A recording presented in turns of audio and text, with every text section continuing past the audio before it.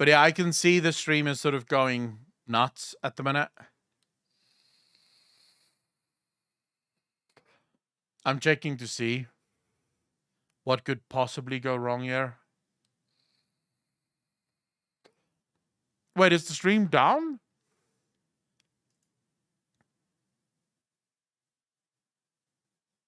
I don't know how it would be down. It says I'm still streaming. Is it back? All right. Yeah, I can see that I'm still here, so it's the internet, guys. I am tracking it, as I said. I'm literally, as we speak, I'm looking at it here, trying to see if there's anything that could potentially be causing this. But yeah, I'm trying to, I'm trying to figure out what could possibly go wrong and what could be the reason for this shit. So yeah, just bear with me. You guys know the drill. The internet sucks. There's nothing we can do. Yeah, pray to the machine god, please, if you don't mind. Quote, good option. The ISP sent me an email basically saying we've made some optimizations. I don't think it's worked. So I can tell you something that is weird on my side. Sadly, I can't show you this window because the window gives my IP address, which obviously not a good idea. Okay, but I'll tell you this much, right? So in terms of loss percentages, it shows that for the last three hours, we have a 1% loss on all of the exchanges, which according to them is well within the normal range. You will have about a 1% loss on your packet sent and packets received. But here's where things get, as far as I'm concerned, this could be the problem. So I'm looking at the average MS that I'm getting from hop to hop. Now remember that all of these hops take place within South Africa. So it's not like these things are going out of the country. You have the best, which is 1 millisecond, then 17 milliseconds, 18 milliseconds, 17. The average is 2, 19, 19, but then worst, it is 5, then it goes up to 63, then it goes up to 88, and then suddenly you have worse ratios here going up to 182 milliseconds, 180, 107, and 180. That to me suggests that something might be wrong. In what universe can it take up to 180 milliseconds for the ping to go round circle in South Africa? That's higher than Europe. If I stream to Europe, I go to 160. It takes 160 ms to Europe. So 180 is quite high for South Africa.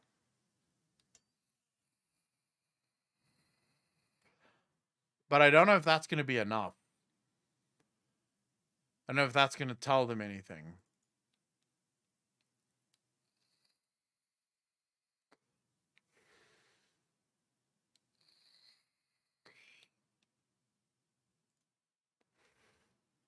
Stripping the cables in that part of Africa for copper. We'll see.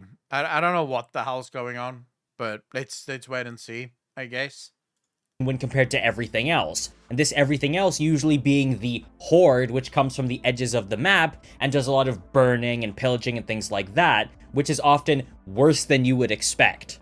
This despite the fact that the alternative in the Empire is often hive slum cities. Again, that should sound very familiar to us involved in 40k. And not to mention the inclusion of various fantasy races in 40k that are never really present in much sci-fi settings, such as high elves, wood elves, dark elves, orcs, dwarves, and some kind of all-consuming evil race which is a representation of plague, in this case the Tyranids. And the more you look into it, the more it comes up. Like, the random civilians in 40k don't come across like average people you see in sci-fi settings, they come across like medieval serfs, with a few set of people among them who are capable of withstanding the horrors and are scooped up and whisked away, as opposed to enrolled in some glorious... Would you not say that Tyranids represent a plague?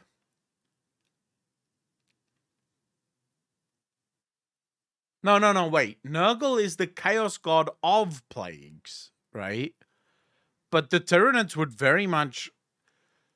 Because the Tyranids, like a plague, have no duality to it, right? Remember, Nurgle has a duality to him.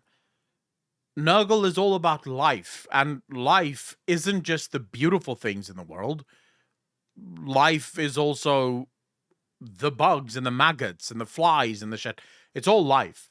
But the Tyranids aren't really like that. They're literally a thing that just wants to destroy and consume everything.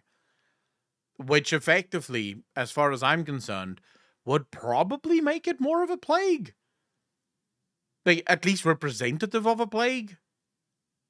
Instead of plague, I think I see them as interplanetary locusts.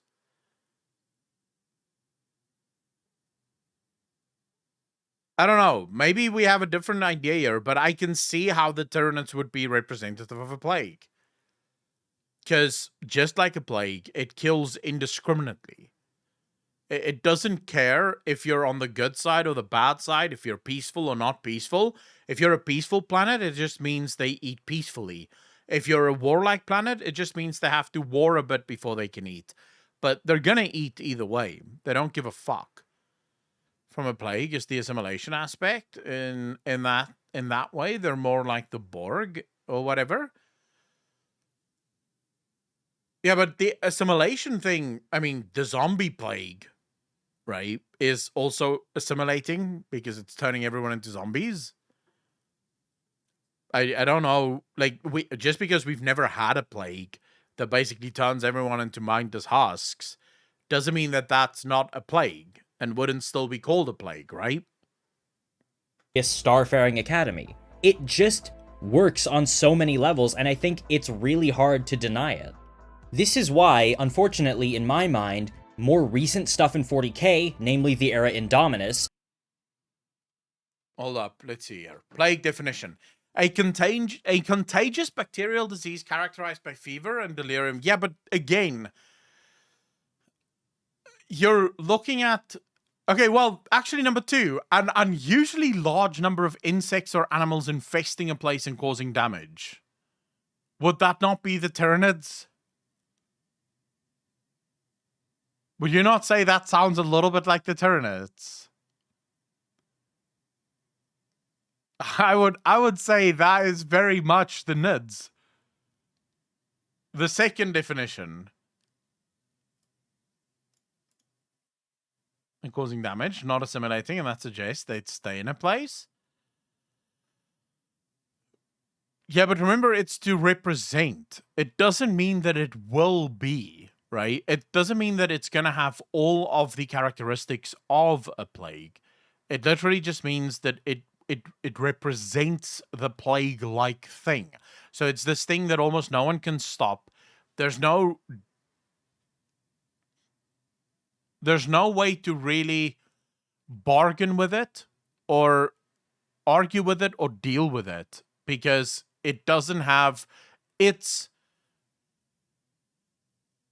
goals are not obvious to you because it doesn't seem to have a goal. It doesn't seem to care much for goals or purpose or anything like that. It just does whatever the fuck it does. Often feels really hollow and kind of like it doesn't fit. It's because those narratives... No. Orcs, definitely not a plague. I don't think so. I don't think orcs could be a plague. Because the orcs fight in order to get stronger. That's why they fight. So there is meaning behind what the orcs are doing.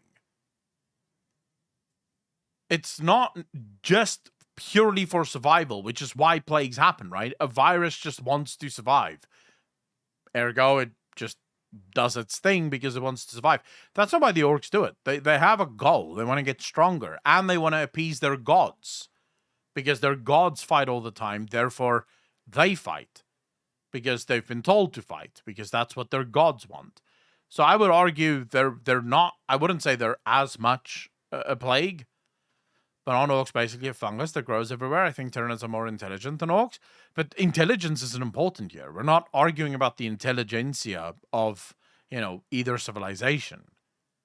You get viruses and diseases that are plenty intelligent within the scope of their own intelligence. Right? That can do incredible things given the scope of what it does. But I think it would come down, if I were to... The Nids don't seem... Unless... Of course, in the next few books, we get a book that basically highlights the reasons why the Nids do what they do.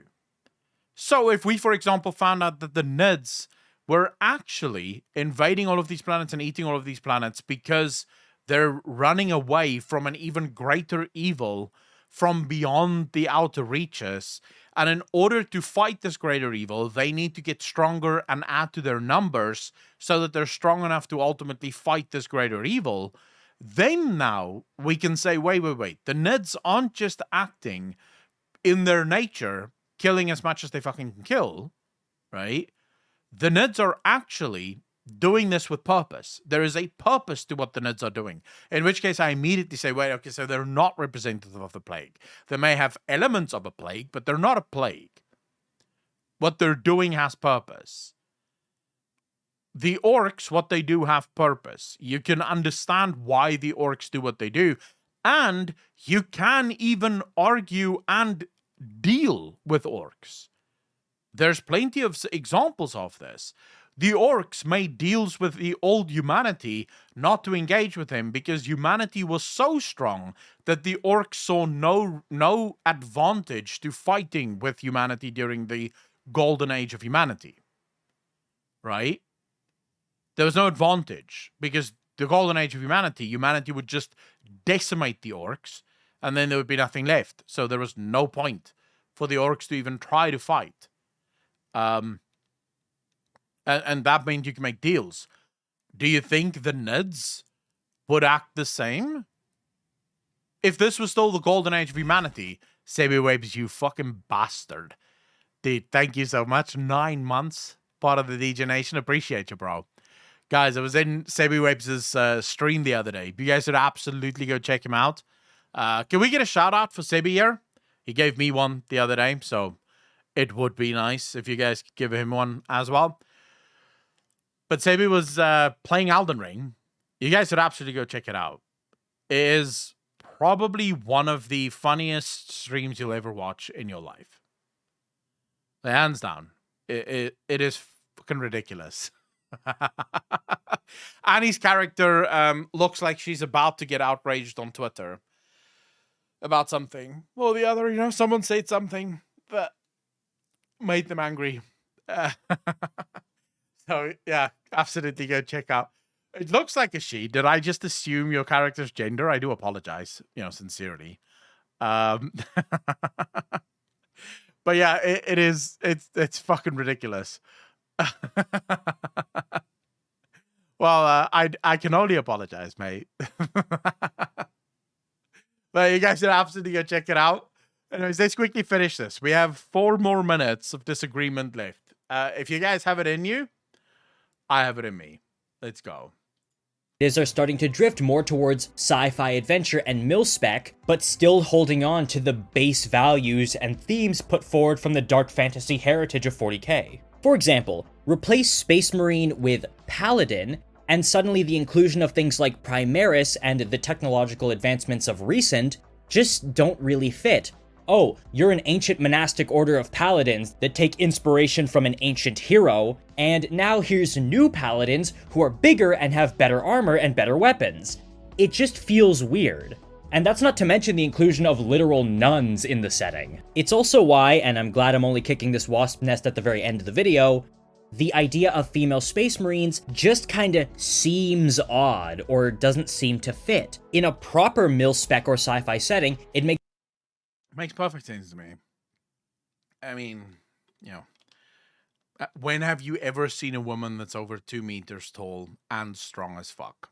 Of course it's going to be the boys only. Come on. As always, it will be Maine that save the galaxy.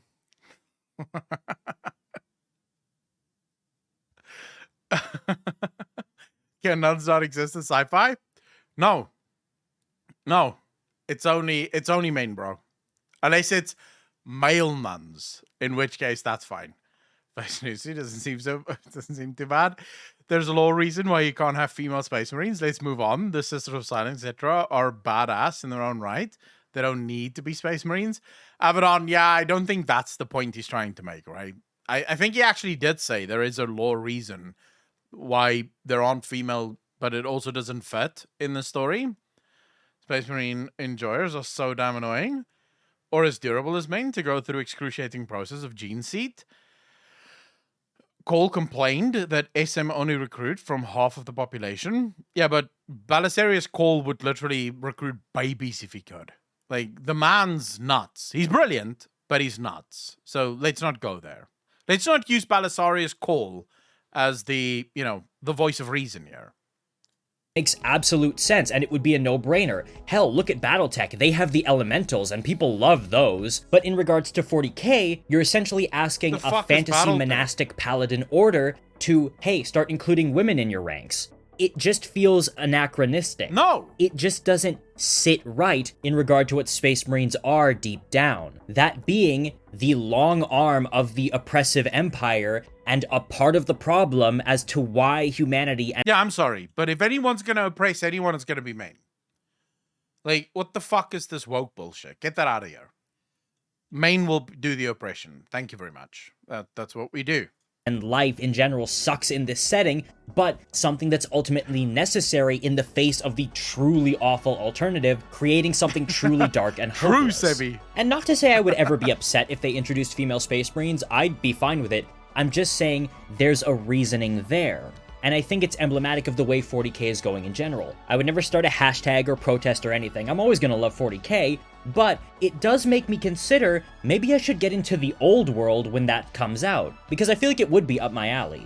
But again, steering away from that landmine, think of the new 40k stuff, I have that namely book. everything after the Gathering Storm, and contrast it with some of the older stuff like Dead Sun Black Sky, or The Killing Grounds, or the Iron Warriors Omnibus. A lot of the newer stories probably wouldn't fit if you translated them into a fantasy setting, but some of the older stuff often would, with more noble knights and evil knights traveling to these really dark places and having to make deals with elves that you can never truly trust, things like that.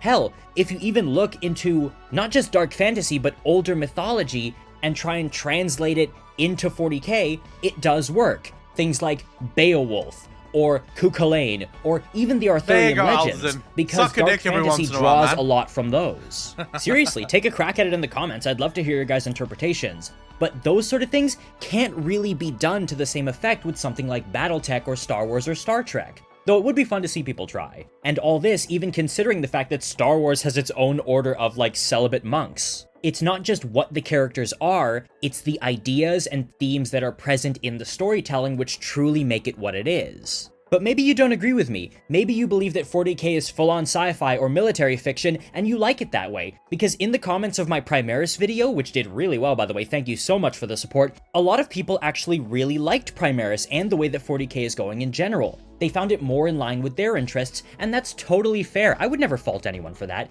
It's just not what I'm really into as much. I'd love to hear.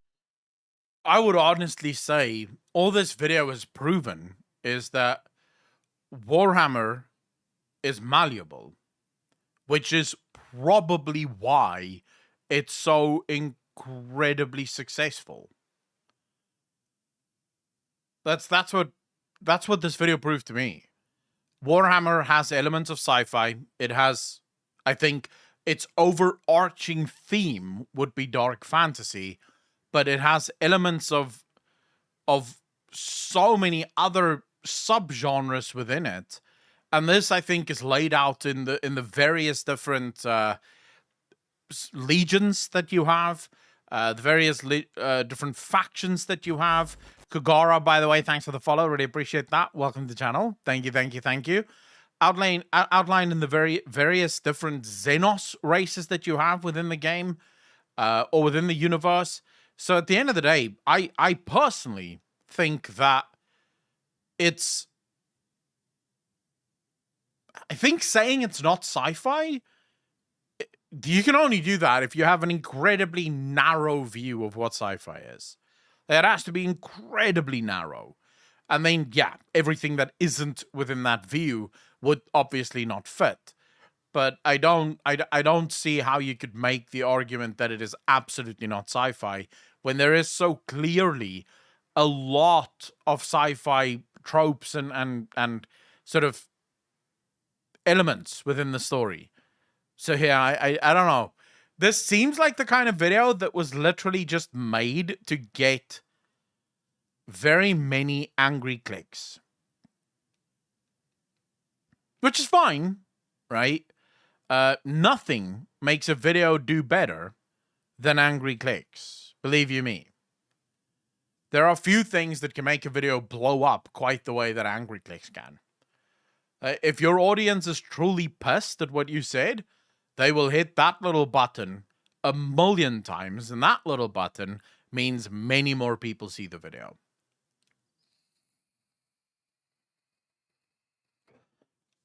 He'll hit pretty much. Kugara, by the way, thanks for the Prime sub. Really appreciate that. Welcome to the most degenerate chat on Twitch. Thank you, thank you, thank you. Really appreciate that. I have 60k views on a video where I cook an Indian recipe wrong. Yeah, well, angry videos do almost better sometimes than great videos because people love being angry about stuff. And people are far more likely to tell other people about things that have made them angry. So in business, the argument is that every happy customer will tell about 3 other people that they're happy with what you've done. Every unhappy customer will tell about 20 other people that they're unhappy with what you've done. So just based on that, negativity really sells. Now, if you make a bad video, that's not the same as making an angry video, right? A bad video is just not going to get many views straight off the bat. But if you make a video that really rustles some feathers and get a couple of people really fucking riled up, they're going to go on Reddit. They're going to do the following, right? So they're basically going to go share, fuck this guy, copy this link, go on Reddit, and immediately go ham, right? Right? The worst thing, oh my God, did you hear what this guy says? He's talking all sorts of smack. This guy doesn't know what the fuck he's talking about. I doubt he's ever read a fucking Warhammer book in his life. Link, check it out, guys. And then what happens, right? All of these people that's now watching the video, getting as pissed off as the guy that got pissed off in the original, upvotes that comment, right? Upvote, upvote, upvote, upvote, upvote, upvote. That goes to the top of Reddit. So now everyone's seeing it. Everyone's getting outraged. So they're going to their Facebook groups and they're sort of fucking screaming at Facebook and telling people there, go check out this video, how shit it is. And before you know it, you have millions of views in a video. And some people did agree with you. So technically you did still grow. Viewers and fans. Sebi, true, obviously. If you want fans, then again, it's interesting, but some people don't give a shit, right? They want to support our filthy, degenerate streamer lives. Some people do, actually. Even angry viewers. There's plenty of people that do make a living like that. Because it's sort of the same thing as, why do people grow after a cancellation? So when there's like a massive cancel campaign against someone, right? And right after, you go look at their viewership numbers and you'll often see that it's exploded. They just gained a shit ton of subs. They gained a shit ton of viewers. They're now making more money than ever. Why is that? Because for every person that doesn't agree with you, there's almost always going to be someone that does agree with you. And all you care about really is for the people that do agree with you to see the video, right? That one lunatic. How you doing, fam? Thank you so much for the Prime sub. Really appreciate that. Welcome to the most degenerate chat on Twitch. Thank you, thank you, thank you. Hate watch all of you. Well, fuck you, CCS. How dare you, sir? This is a Christian stream. If you want to be a toxic piece of shit... Wait, what? I missed that. What did you just say? If you want to be a toxic piece of shit, hate viewer, you got to donate $1,000 first. Yeah. Or you can just suck my dick. Whichever one comes easier for you, you know. What would be ideal is to own 2 channels that hate each other. Then you get marketing from the hate and donations from the support. Been watching YouTube, finally managed to catch a stream. Happy to have you here, Pam. Also, to you and Kugara, thanks for the first time chat. Really appreciate both of you being here.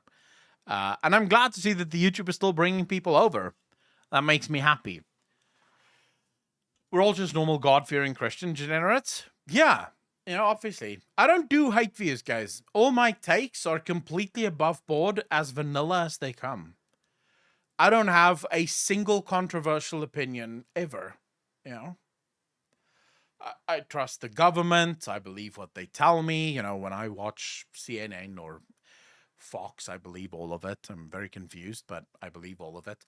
I just trust what everyone tells me, you know, and I basically just repeat what they say.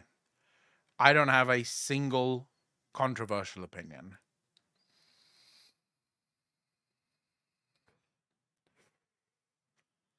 I have some land on the moon to sell you. For some Battletech lore, I put a video on your Reddit. I don't even know what the fuck Battletech is. I ain't Christian though. I mean, welcome as the DJs. Now you can stay. I believe both sides of the news equally. Exactly. I believe everything. Welcome to the Good Boy Nation.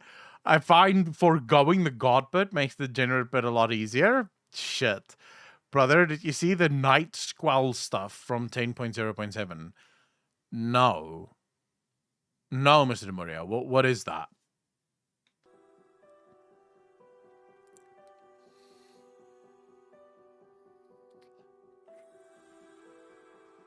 I'd like to see it.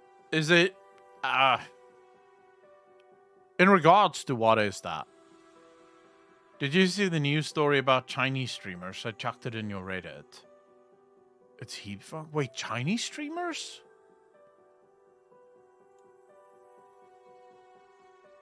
When did you chuck it in? If there's a whole bunch of new things here. Fuck, we're gonna have to get through all of this shit at some point. I need to see this now. Chinese streamers. Ages ago. Fuck. Then how am I gonna find it?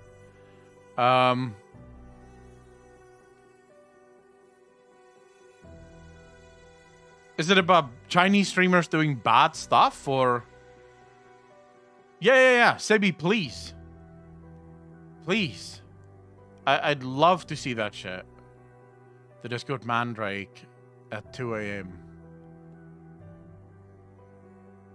The Discord Mandrake. I'll give it an upvote even though I don't quite understand why it's a Discord Mandrake, but never mind. Here we go. Inside the daily life of a live streaming star in China. Oh my god, dude. Here we go. Dude, this is like...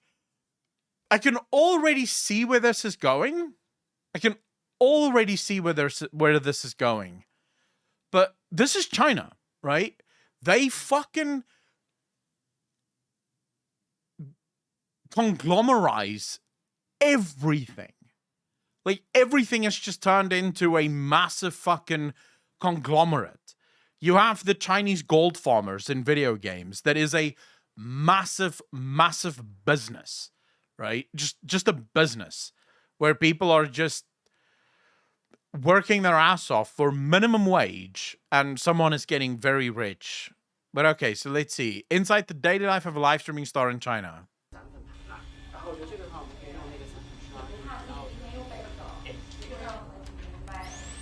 Live streaming has grown to nearly 560 million people. Fuck. She has a team around her.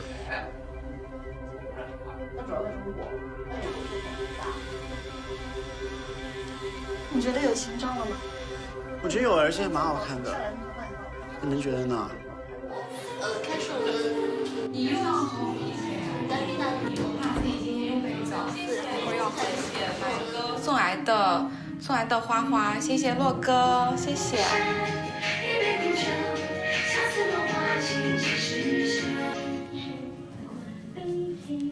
这声响歌舞升平。 Dude, what the fuck? These little cubicles that they make it look like a bedroom. Wow. What the I'm pretty sure they don't make any money off of this, right?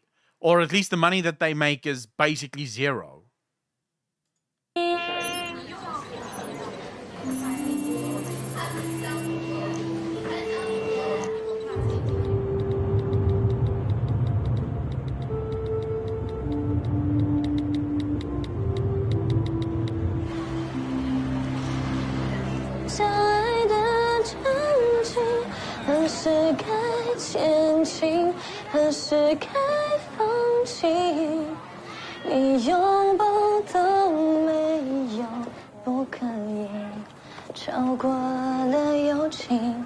金河就是因为现在我们越发的想把金河做成那种一线的大主播，然后所以说我们现在对金河要求比较严。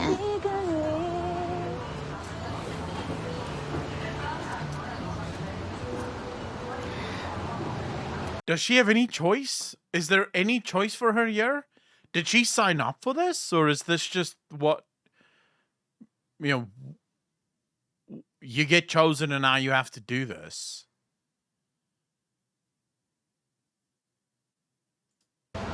收拾直播，准备化化妆。 Does she seem happy or does she seem happy? 把今天晚上的歌单准备好，然后今天晚上我把那个圣诞节的方案给了你，好吧？晚上直播完可以看一下。对，直播完该买的东西我要提前买。对，江浙沪发货的就还好，比较快。好，对，去一会儿吧。顺便找我，可以过来找我玩吗？可一开始来，其实他是我们800块钱底薪招的一个主播。 $120. 这几个月爆发，他连这几个月基本上每个月的礼物收入都是在20-30万以上。 Yeah, but how much of that does she get? Notice that she says when she first came to us, she was on our minimum salary of $120 a month. Now she earns over $30,000 to $45,000 a month in donations. But how much of that does she actually get? And this literally takes what streaming is supposed to be and completely fucks it. Right? Because streaming is supposed to be just people making their own content. You know, it's people just trying to do the best they can, slowly building up their own sets and, you know, trying to make it look cool, and whatever they think would work, that is what they do.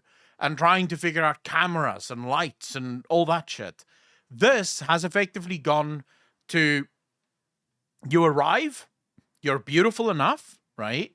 If you're not beautiful enough, it doesn't matter. We'll just make up the living fuck out of you to make you look beautiful. And then we will do everything to ensure that you become famous so that we can make a shit ton of money. And then once we're done with you, so once you're no longer young and pretty, we'll just discard you and there will be 5 million other people ready to go. Dude, the entire Chinese society is just max level fake. Everything is just super fucking fake. And it's at the expense of their own people, which is the thing that pisses me off so much. 所有主播的主要收入来源是来源于粉丝他送的这个礼物。哎，谢谢 Honey 的龙蛋，谢谢最快的男人。然后经纪公司的抽成，经纪公司的收入来源也是这个抽成。谢谢票票，谢谢谢谢。对呀，给我。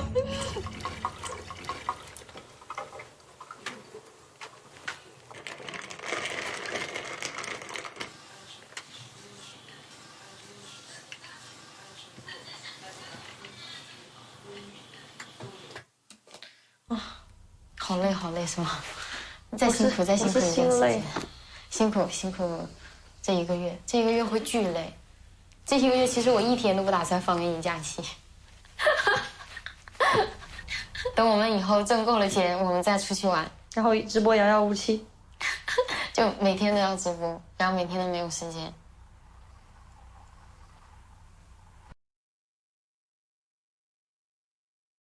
She's laughing about it. Actually, you know what? I'm gonna work you like a slave because you don't make enough money yet.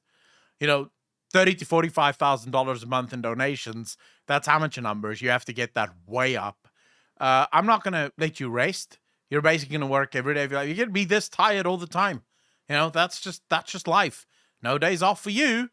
Now, you guys said all they do is sing. But what else are you supposed to do? Creativity doesn't come from doing the same shit over and over and over and over and over again. Like, if I were to stream every single day of my life, so I could never take a break, I had to work every single day, I would find a single thing that works, and that would be it. So basically, I would start every stream, 2 hours React, 4 hours of gameplay, 2 hours of this, and then, 4 hours of something else, right? But basically find this sort of blueprint, and that is what you do. That is all you do. Why? Because you don't have time to go and discover something new. You don't have time to sort of sit there and go, oh, you know what? I should really, that's what we're going to do. I really want to talk about this now. That shit doesn't just happen while you're live. It's usually when you're sort of sitting on your own or you're having an off day and you think to yourself, oh, fuck, I need to talk to my community about this. This would be really cool. And that happens when you're just sort of sitting by yourself and thinking about what you're doing. The reason they're doing the same thing, all of them, just sort of sitting there looking really pretty, singing every once in a while, is because it's content farming. You're basically just throwing hours at the problem. So instead of doing like a really good stream for 4 hours, you basically work them for 16 hours a day, doing the same shit over and over again, and just hopefully that makes them the money. This is absolutely fucking disgusting. Sebiwebs, it kind of leaves a sour taste in your mouth, doesn't it? Fewer streams, but each stream is a banger. I try to make every stream like mean something, have some conversation that was fun, that was engaging, have some moment that people can look at and say, hey, this was a really cool moment in the stream. I don't even do that for you guys. I do it for me. I want to know by the end of a stream, I want to look back at the stream and go, this was so much fun. I loved having this conversation with my chat, or I loved watching this video with my chat, and, everyone had such good fucking ideas and concepts and, things that they could add to it. If I had to walk away from a stream, and basically, this is one of the reasons I don't do that many gaming streams, because I find those moments to be fewer and farther in between. When we do a gaming stream, most people don't really chat. So it's sort of like 2 or 3 people that's chatting. Most of the conversations that you have is about the game, which is, whatever. And then I don't enjoy my stream as much because that's not why I stream. So if I wanted to stream every day, I would probably just have to play games the whole time. That would probably have to be the thing that I do. Just get online, stream, play games, do nothing else. Then maybe I could do it. Or you would have to, like what Sebi does, which is you play games, but you don't really play games. You spend most of the time entertaining and jumping off of cliffs when you didn't plan to jump off a cliff. Fuck, I need that clip. Sebi, can you very quickly just get that clip? Please? I need you guys to see this. This was the funniest fucking shit ever.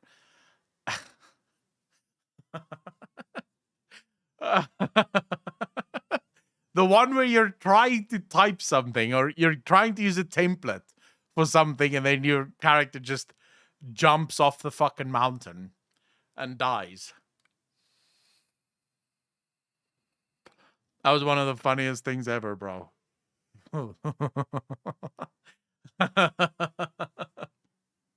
I was hanging out on chat yesterday, day before yesterday. I don't remember. There's literally hundreds of those clips. Well, go check out those clips, guys, because it's super funny. But you could do that. But again, that does not happen if you're doing it every day. The reason Sebi is able to turn every stream into a memorable gaming stream is because he only streams twice a week. So when he's live, he's put in the effort of making sure this is what I want to accomplish for the stream. This is how I'm going to do it. I think it's this one. Check this out. Wait. Check this out, chat. Try. Wait. Hang on. Wait.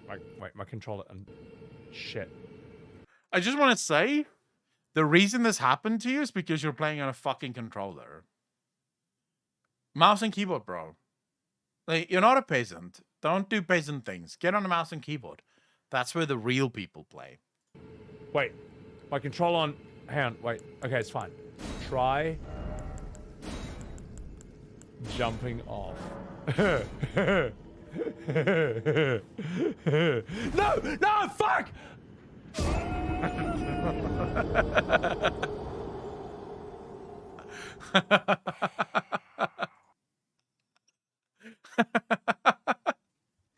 Drunk as fuck, trying to make a joke, killing himself as a result of it. That's the kind of shit you want to see in a stream. No, you won't see that on Hero Sports. Absolutely not. I just love the laugh you have here after you've clicked it. Like, you're having the time of your life. You're really enjoying this. You find this so funny that you did this. Wait. Just look at the laugh here. Try. Wait. Hang on. Wait. My controller and shit. Wait. My controller on. Hang on. Wait. Okay, it's fine. Try jumping off. No, fuck! just laughing. Oh my god. And all you were trying to do is just tell people, hey, just jump off here. And then you jump off there. Oh, that's great. Oh my god.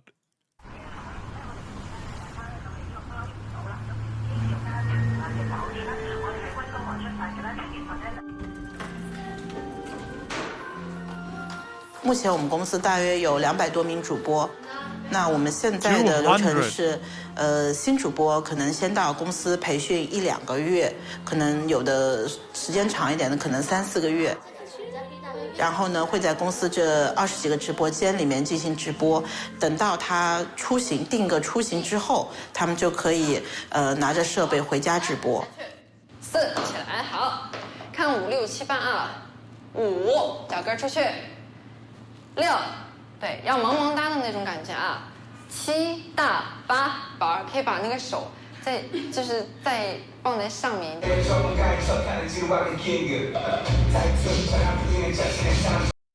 Why do the ugly people always get to be in charge, though? Like, it's not some hot fucking girl, you know, leading this place. No, it's some fat fucking ugly chick that's in charge of all the pretty chicks, turning them into her slaves, because she's not fucking hot enough to be a streamer her fucking self.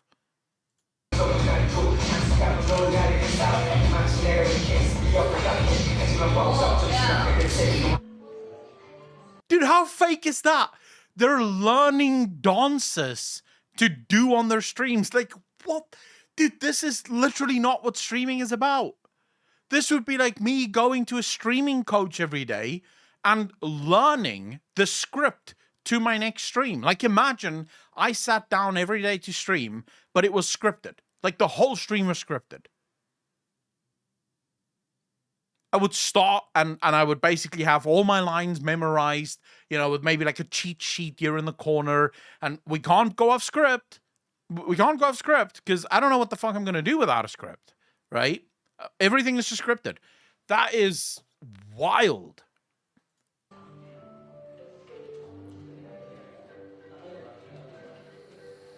那金河刚开始直播的时候，他经常会穿一些短裤什么的，就很性感。但是你会发现，当你是一个性感的人设走向的时候，你吸引来的粉丝，他会相对的质量。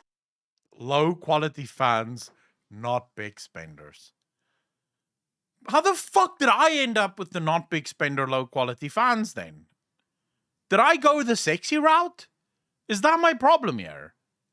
Is that why I'm not getting the like $1,000 donations and shit? Because I went for the fucking sexy route. What did I do? What the fuck did I do? From now on, that's going to be my reason for not getting the massive donations. I went the sexy route. Fuck!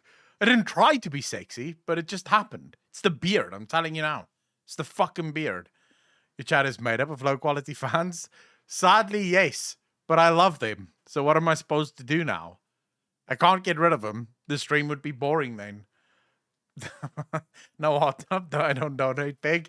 Fuck you then, Mr. Demuria. No more sexy shit here.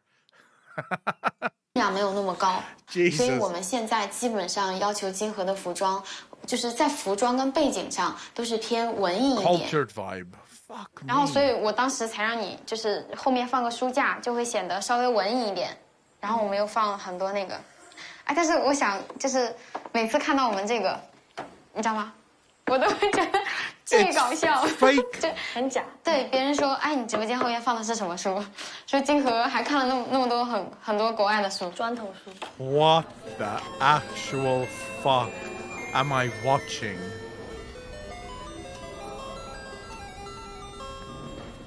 OK， 我先给大家讲一下怎么样走进土豪的世界。我相信每一个主播其实都想要多拉几个土豪用户嘛，然后提高自己的销售。有些妹子可能五官长得特别立体，那可能是特别美的那种路线。那但有的妹子可能长得没有那么漂亮，那么长得比较清纯一点，她可能打扮就要比较清纯一点，走那种初恋女友的那种感觉的那种路线。前提是这个人你是判断他。This ugly cunt up front is telling these girls that right now the camera is going over all of these fucking girls and they're all pretty. Like, most of them are much prettier than she is. Like, if you had a choice between all the girls in this room, not a single fuck of you would go for the fat bitch in the corner, right? Like, none of us would go there. But she, the fat cunt in the corner, is telling all the fucking pretty girls, hey, some of you aren't pretty, right? So we have to go for the innocent first love look. It's like, bitch, please. You couldn't even get you couldn't even get 10th love. What the fuck are you talking about? If you lock the guy in a room, he'd kill himself before he falls in love with you. Maybe she's just referring to herself. Dude, she couldn't pull off cute. First love? Fuck that. I'm telling you now, you could lock a guy in a room with that bitch for like 5 years and he'd still not be in love with her. 他是有足够消费能力的人，否则别花那么多心思在他们身上，浪费时间。主播的时间很宝贵的，一定不会跟你说，我今天签了个几百万的单子啊，在直播间里面一定不会，这种人一定是吹牛逼的人。那么，土豪的几个特点，也是心理寂寞吧，然后就需要一个精神的寄托。一般是一言不合先刷礼物，进来，什么也没跟你说，就觉得他其实可能在房间里待了很久。I love how the rich guy is also a fat guy. Like, dude, I need to move to China, man. Like, fuck, I'd be living the high life in China. I'm fat, I'd be a fucking millionaire. God damn, who gave an egg roll sentience? At first, he's just observing you. Okay, let's hear what she has to say here. 他只是在观察你。当你某一首歌或者某一句话触到他那个点的时候，他就会给你刷礼物。他之前不会跟你有什么聊天啊或怎么样。而且这种人就是一刷其实不是小礼物，1、3、1、4起步的。现在我还差617级，我现在这个号是48万，对。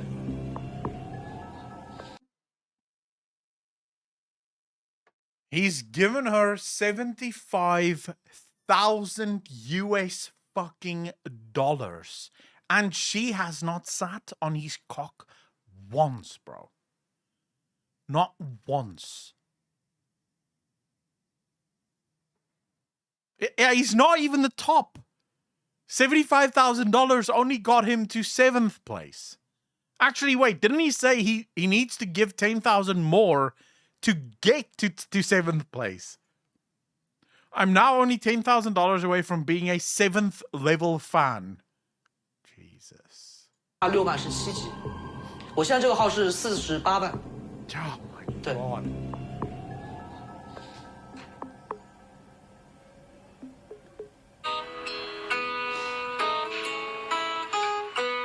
He doesn't miss a single stream, bro. He doesn't miss a single stream. He watches all of it. Every last one of it.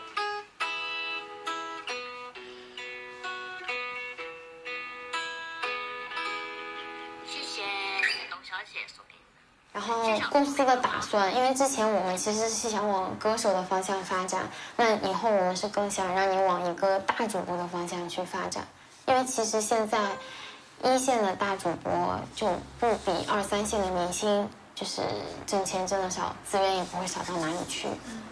对，所以你有没有？这个倒是我没有什么，我觉得 OK， 因为其实我是觉得做主播跟我去做传统艺人，其实不当我出歌这个东西就行吧。可是我没有听见。 So that's why she started working there. She wanted to become a musician. They don't give a fuck about that. They want her to make money. Best part about it is she will only see a minuscule fraction of the money. Oh, yeah. No, they are absolutely exploiting the living fuck out of this girl. It's disgusting.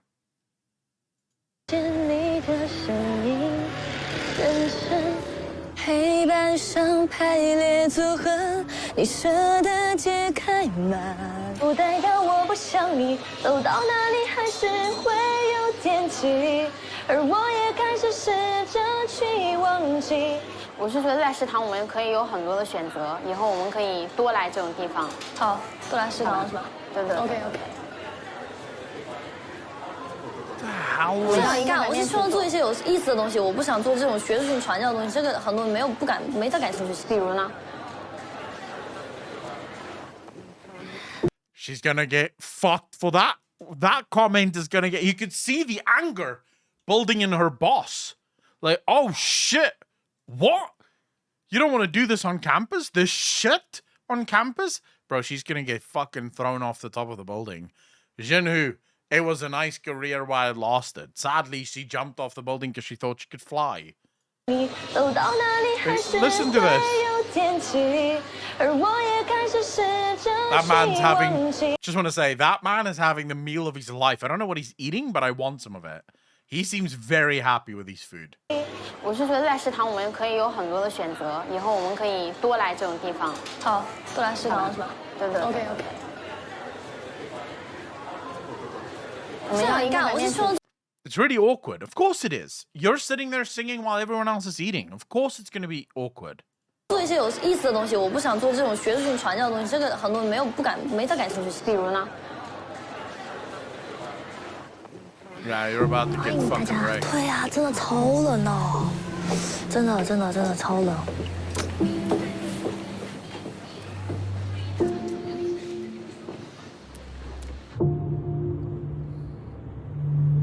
哇，真的粉丝礼物也是不少钱。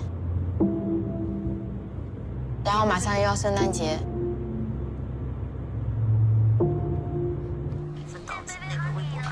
She doesn't look happy at all.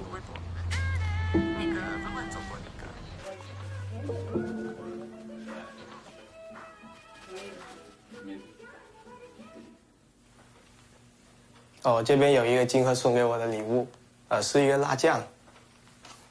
就是这么的一个辣酱，是泡椒牛肉的。虽然说这个辣酱我已经就是吃完了、用完了，但是我并没有就是把它当普通的辣酱那样就丢掉，而是把它包括包装也是很完整的保留下来。Bro, it's a normal fucking sauce. You could probably find the shop that sells it. And the little box that she sent it in. Oh my fuck. Dude. You watch stuff like this and you sort of think to yourself, maybe humanity deserves to die. Like, maybe we deserve to just get fucked. Hope you send your top chatters hot sauce. Yeah, sure. We'll do that. Hey, fuck that. I will send my top chatters hot sauce when they send me hot sauce. How about that? This is literally, you're getting these fucking futuristic. You know what I see when I see this? I get Cyberpunk vibes. Like, if you guys have never played Cyberpunk, do yourself a favor and play that game, because it's similar. It's this hyper conglomerate corporate world where corporations have become the sort of the norm, and human exploitation is everywhere. Like, if you think that you're currently being exploited because you work for a boss and there's a job or whatever that you have to go to, that's not exploitation. That's literally freedom, right? You freely accepted your job, you're doing it, and you're getting paid for it. That's great. You can fuck off from your job at any time. This is the wildest level of shit, because I tell you now, that girl isn't free to leave. That girl is not free to leave. She has to, most likely, her contract makes it so that if she left before her contract was up, she would get fucking ruined by this company. What do you mean give you a P.O. box? The P.O. box is right there.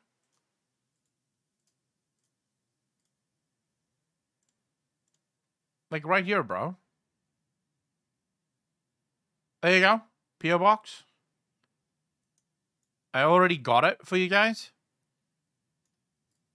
So, yeah, if you want the P.O. box, it's right there. 对，因为并不是说那种现实中的朋友，对，就感觉他这样做真的让我很感动，就给我感觉到他是真的把我当成朋友那种。It has to be staged. It has to be. It has to be. Jesus. Are there actually people that's this fucking like this demented?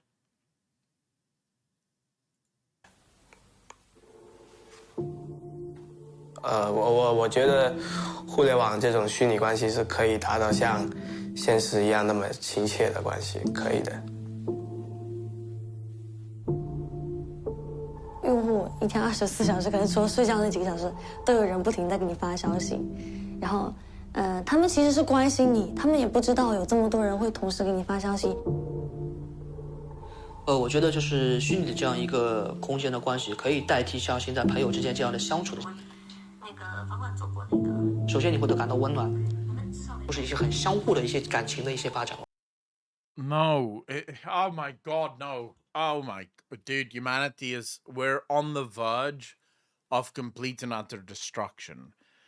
First of all, there's nothing mutual about it. She's not experiencing any of the warmth that you're experiencing. And the warmth that you're referring to is fake. You are effectively driving yourself fucking nuts.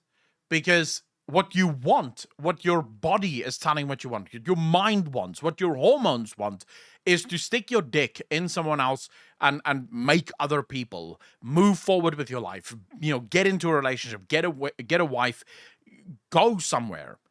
What you're not getting that because you've replaced it with some digital version of a person that isn't real. Because let's be fair, it isn't real. It's not real. It's never going to be real.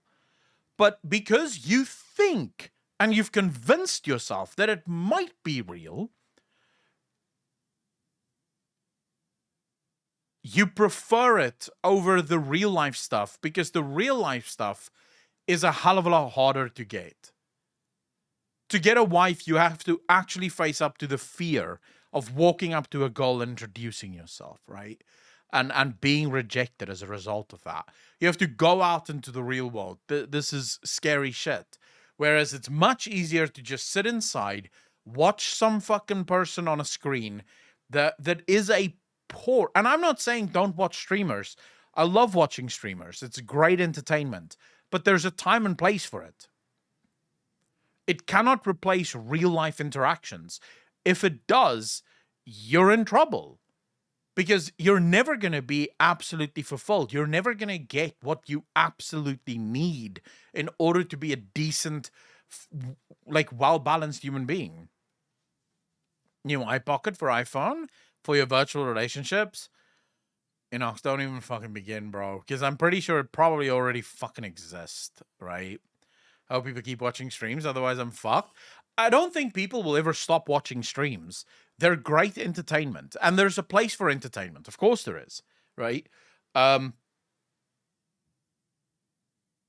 Series and movies and things have been around for so long, and it's only growing because sometimes it is just fun to just relax and laugh at someone, right? And that's where streams come in. They're really good, but don't let it replace your real life. It can never replace your real life. Never put off an evening with your friends because your favorite streamer is streaming. Your favorite streamer will be streaming tomorrow or the day after. Your friend wants to go out with you today. So go out with him and watch the fucking VOD afterwards. Or, you know, watch the next night or whatever the case may be.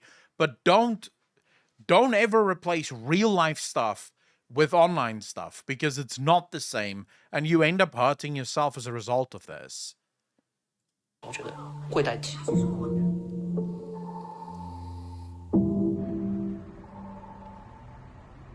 This is sickening. This entire society is just so fucking fake.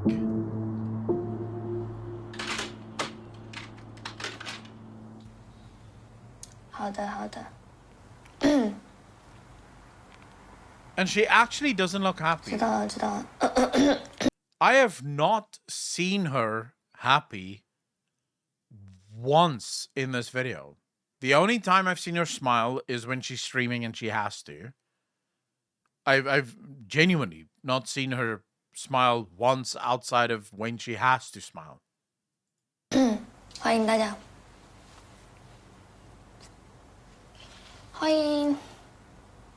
今天不唱歌，今天不唱歌，今天跟大家聊天好了。播的效果就是我知道你是累，但是你也不能是这么个直播效果。如果是这么个直播效果的话，我觉得你今天就不要播了，你直接下播好了。我是觉得这个状态就不是你应该有的。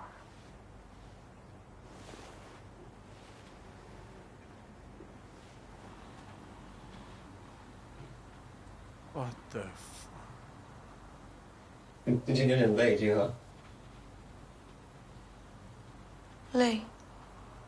啊。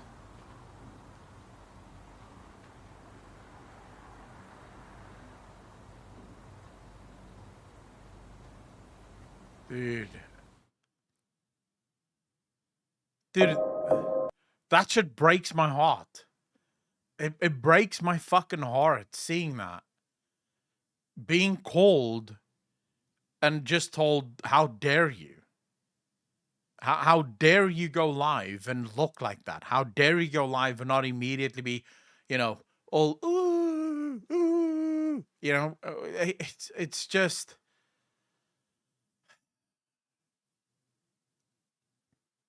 Some days you have bad days, even when you're streaming. There are days where you're just not feeling great. I mean, you have two choices. If it's a day where I particularly don't feel well in the mood, I'll just not go live because it's not going to be a fun stream. Or you just hang out with your viewers. And sometimes when you're very lucky, something happens during the stream that actually puts you in a good mood. And then, you know, great. Now you're in a good mood, so now you can keep streaming. or at least you have a nice conversation. You know, it's always an opportunity for something. But I don't think pretending and sort of that doesn't help. I can tell you now, the one of the hardest things that I found as a streamer for me is regulating what happens outside stream so that it does not affect the stream. So trying to avoid very stressful situations before I have to go live, because oftentimes those can lead to frustrating situations. And when you're frustrated, it becomes very difficult to entertain people. It becomes very difficult to go live. So it's almost always a case of, okay, I'll have Friday, Saturday and Sunday off. That's when I'll do this stuff because it's almost guaranteed going to frustrate the fuck out of me. So I don't want to do that on a stream day because I don't want to ruin my stream days. This stuff I can do because it shouldn't frustrate me. It should be fine. So it's sort of just moving your schedule around to ensure that on the days where you're probably going to get angry and frustrated, you do the things that will anger and frustrate you on the days that you don't stream. And then, you know, leave the easy shit for the days that you stream so that you can actually go live and your audience doesn't feel like they want to kill themselves half an hour into your stream. Because I don't think that's conducive to a good streaming environment either. It pretty much revolves around the streams, preparing for, recovering from. Sebi, yeah. I'd say the other part is after a stream. Like, a stream leaves you so fucking drained. It takes a few hours to sort of get better. Grofo, yeah, I want to do a sit down with Sebi. We'll probably do it. I have to finish Ballerless new game. And then, as soon as we've done Ballerless game, I have to finish Hogwarts Legacy. So let's say 2.5, 3 weeks maybe from now, I want to do a sit down with Sebi. I've wanted to do a sit down with Sebi for a fucking while. So, yeah, we should probably sit down and do a stream together. 18 hours. I don't know how you do 18 hours. I can't do 18 hours. I can do about 5-6 hours realistically before I sort of run out of steam. But I think it's also just you get better at it, right? So after a while, it becomes easier to stream for longer. Like the more you do it and the more your body gets used to it. But I also don't really like that much, like that long of a stream. Just because it is really unhealthy for you, right? Because I'm crazy and love streaming that much. And beer, you're kind of like the equivalent to train wrecks.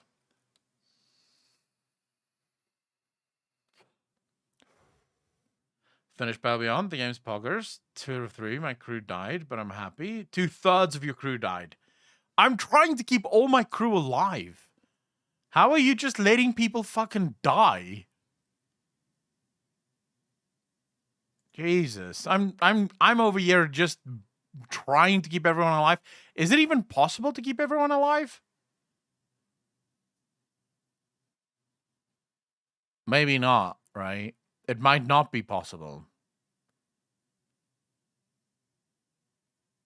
Just had a new water heater installed, so I'll be able to shower later today. Peter Lee, nice. Quickly want to see this. Give me a moment. Company of Heroes. Because this is actually a game I'm also looking forward to. I loved Company of Heroes 2. Company of Heroes 3. Is it worth a buy? Let's read the words of the developer. Bigger and better than ever, Company of Heroes 3 combines heart-pounding combat with deeper strategic choices in a stunning Mediterranean theatre of war. In Company of Heroes 3, every battle tells a story. What's yours? First up, guys, let's have a look at the graphical options. There's a sprinkling of the main things you would expect, but for £50, I would have liked a few more things to twiddle and tweak. But it is what it is. Oh yeah, there's quite a few other options in the game. Where you can change sort of the scroll speed, which is essential because the default 100% panning speed is crazily fast with a keyboard, so you can slow that down. I've just actually found out that you can do that, so I haven't tested it yet. At least I'm honest. But the big problem with this game, for me, the numero uno problem, is the absolute garbage, and it is garbage, zoom. I mean, this is a war game. This is a strategic war game, and you can barely zoom out far enough to see a battle taking place. If you have a really big battle taking place over, say, a checkpoint, this is a bit you literally can't see the whole battle because it doesn't zoom out far enough. It is just a totally limiting, pointless zoom. I don't see the point of having a zoom that's so bad as this. Luckily, there is a mod that I downloaded today that someone has made that allows you to zoom way further out, and my goodness, look at the difference. Look at the difference. This is in a skirmish map. Look at the difference in the zooms between what the developers give you and what this mod gives you. It's night and day. It totally changes the game. But I've only had the mod for... What's annoying about this is the fact that a mod can do this means the game can do this. Why don't they just add that fucking functionality into the game in the first place? Ballistic, take care of yourself, fam. Thank you so much for coming to say hello. Really appreciate it, man. For about an hour, so most of the footage you're going to see is without the mod. Now, the game has a campaign, which I haven't played. I've played it, well, I have. I've played a bit of it, but I haven't gone anywhere near into the campaign, simply because I've been playing skirmish all the time. I just wanted to see what the AI was like. I wanted to see what the differences are from the beta. I did quite a long video on this in the beta, and I don't see the point in going over the ground that I went over then. So I want to bring new stuff to the table that I didn't really mention in the beta. They've made a definite improvement on the graphics. They're still not fantastic. They're still a bit cartoony, but way better than they were in the beta. The tanks look a bit more rugged and battle worn now than they did when I played it in the beta. They all look like they came out of a car wash in the actual beta that I played. So that's a definite improvement. Sadly, the sound is still lousy compared to Company of Heroes 2 and 1. It's just not... I will say the ground doesn't look great. Like, look at the ground textures here. You can see that's not too good, right? So they haven't done a lot of work on the textures, but then again, maybe not designed to be this closely zoomed into. So I wouldn't say... Right now, I'm trying to spot the difference between 2 and 3. And other than the graphics being a little bit more high fidelity, it looks pretty much exactly the same, which is not a bad thing. Number 2 is really good. Not in the same league. I don't know why. It should be, but it just isn't. The sound is... Some of the explosions are quite meaty, and certainly the aircraft, when they're doing a dive bomb and run, they sound really cool. But the actual bullets, the gunfire, it just doesn't sound great, to be honest with you. You get a sprinkling of skirmish maps in this game, and you can play with co-op against the AI. You can play single player against the AI. You can put AI on your team. You can do pretty much everything that you would want to do in single player with skirmish maps. There's a ton of gameplay for the single player enthusiast just in skirmish alone. I've played it for hours in skirmish. I really do enjoy the skirmish maps. When you're playing against the human, it tends to get very whack-a-mole because people are just rushing the points all the time and rushing around the map. It's about clicks per minute kind of thing. You're not going to get a deep, slow, strategic map. There's no real maps with choke points on at the minute, so you just get this big, open kind of diving all over the place, trying to secure different checkpoints, because control points. The control points are vital in this game, and each one controls a different thing. For example, you have resources like fuel, and you need fuel to make vehicles. Stands to reason. So if you don't capture the fuel points, you're not going to be able to deploy your big armor, which is the game changer. So you need to get in there and get the fuel points really, really early, so that you're securing a lot of them resources coming into your base. So it is quite tactical. It's really good fun, to be honest. I'm really enjoying the skirmish. Like I said before, not so much the multiplayer. I'm not one of them clicks per minute guy. I just like the slow, immersive kind of battles, and you can get that up to a point with the AI in skirmish mode, and like I say, you can do it co-op as well, so it's all good in that respect. The campaign for me was, what I didn't like about the campaign is It puts you in situations and says, you must do this, you must... All right, he's now just talking about stuff he likes and don't like. I might give it a go. He's not saying that it's bad, right? He's not saying that it's bad, which I think is fine. So I've spent an hour converting files and sorting them for you, Akko. All 66 ebooks in the Horus Heresy series. The last book isn't out yet, but I'll send you that too when it's out. Mr. de Moria. Holy shit. You mean to say I'm going to get all 66 books in the Horus Heresy? Oh, shit. Bro. Soon, guys, I'm going to know everything there is to know about Warhammer 40k. Soon, I'm going to be a walking encyclopedia of Warhammer 40k.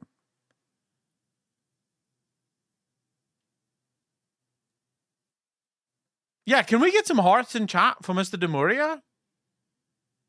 Like, fuck yeah. That's some next level fucking dedication there. The fact that he even has all of those books, that's the dedication. And that's some next level shit. I really want to see, is there any...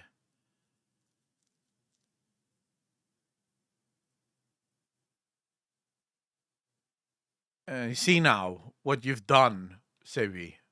See what you've done. I watched one video on China, and now suddenly I'm starting to get fucking documentaries about being K-pop stars and shit.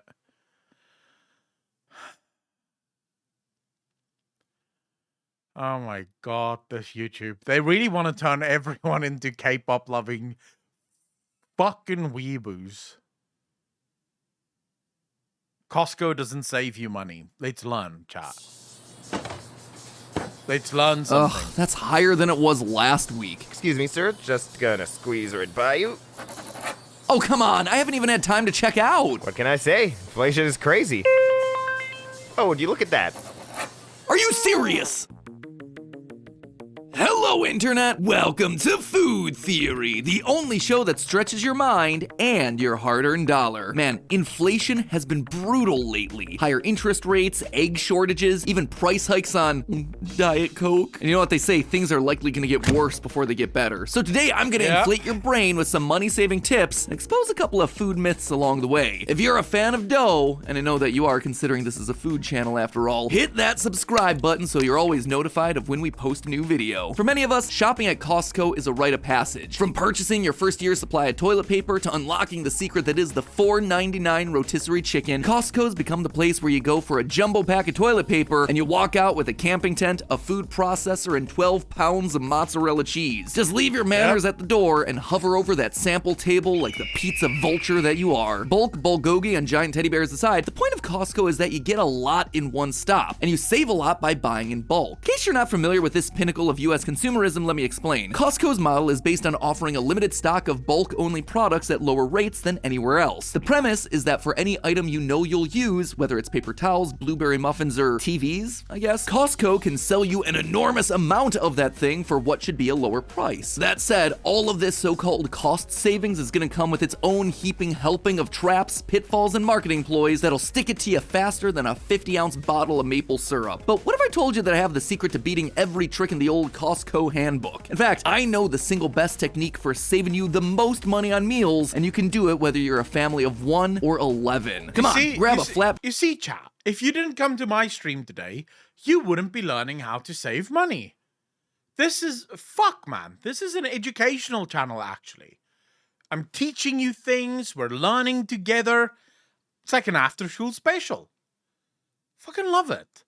Bed cart that's big enough to carry a mattress, and let's start talking about the Costco Pro Strats. To begin, before we even enter Costco, we're gonna need to get past that bouncer waiting out front. You see, Costco is a members-only store, meaning that we can't get in without flashing this piece of plastic with our own little face staring back at us. As of today, Costco offers 4 types of memberships: a basic or gold star level starting at $60, and a premium or executive member level that'll run you $120. These memberships are designed to be an investment in yourself, where you're basically betting that you can save $60, the cost of membership, over the course of the entire year, a few pennies at a time on each gallon tub of Grey Poupon that you're lugging home. But this isn't always a bet that you know you're going to be able to win unless you've done some serious math to calculate how many rolls of toilet paper, pounds of salmon, and bags of frozen broccoli you I would bet that 99% of people that shop at Costco doesn't actually save the $60 over the course of a year.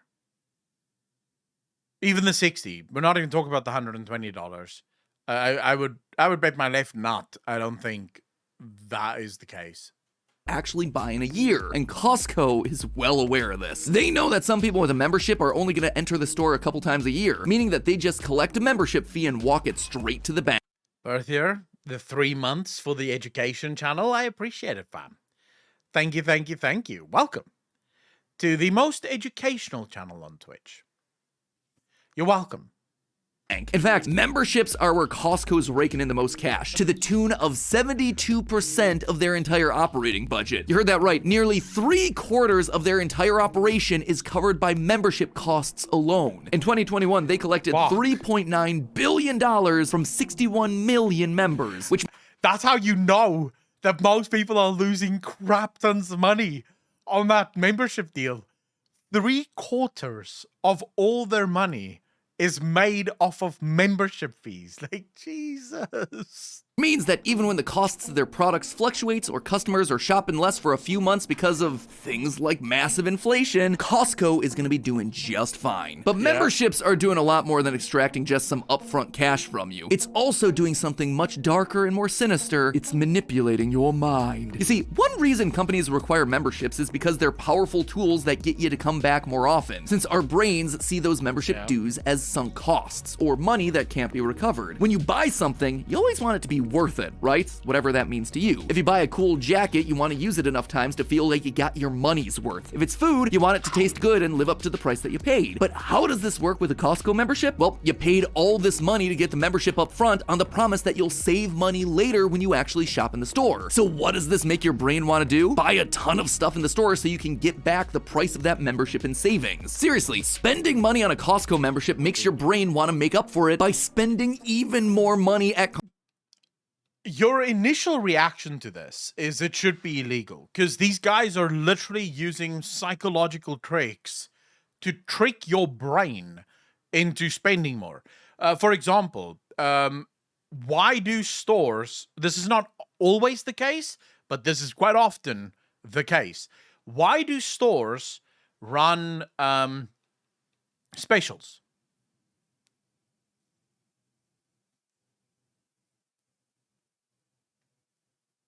It's not actually because they're trying to help you, even though sometimes they will do.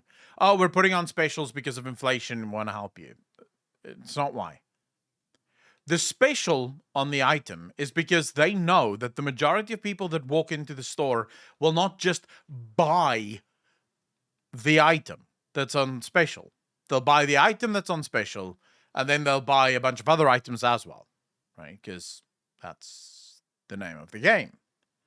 It's effectively the other items that they're going to be making the money on, which is why very often what you'll find is when an item is on special, some of the other items that might accompany that item might be slightly higher in price so that they can make up the losses.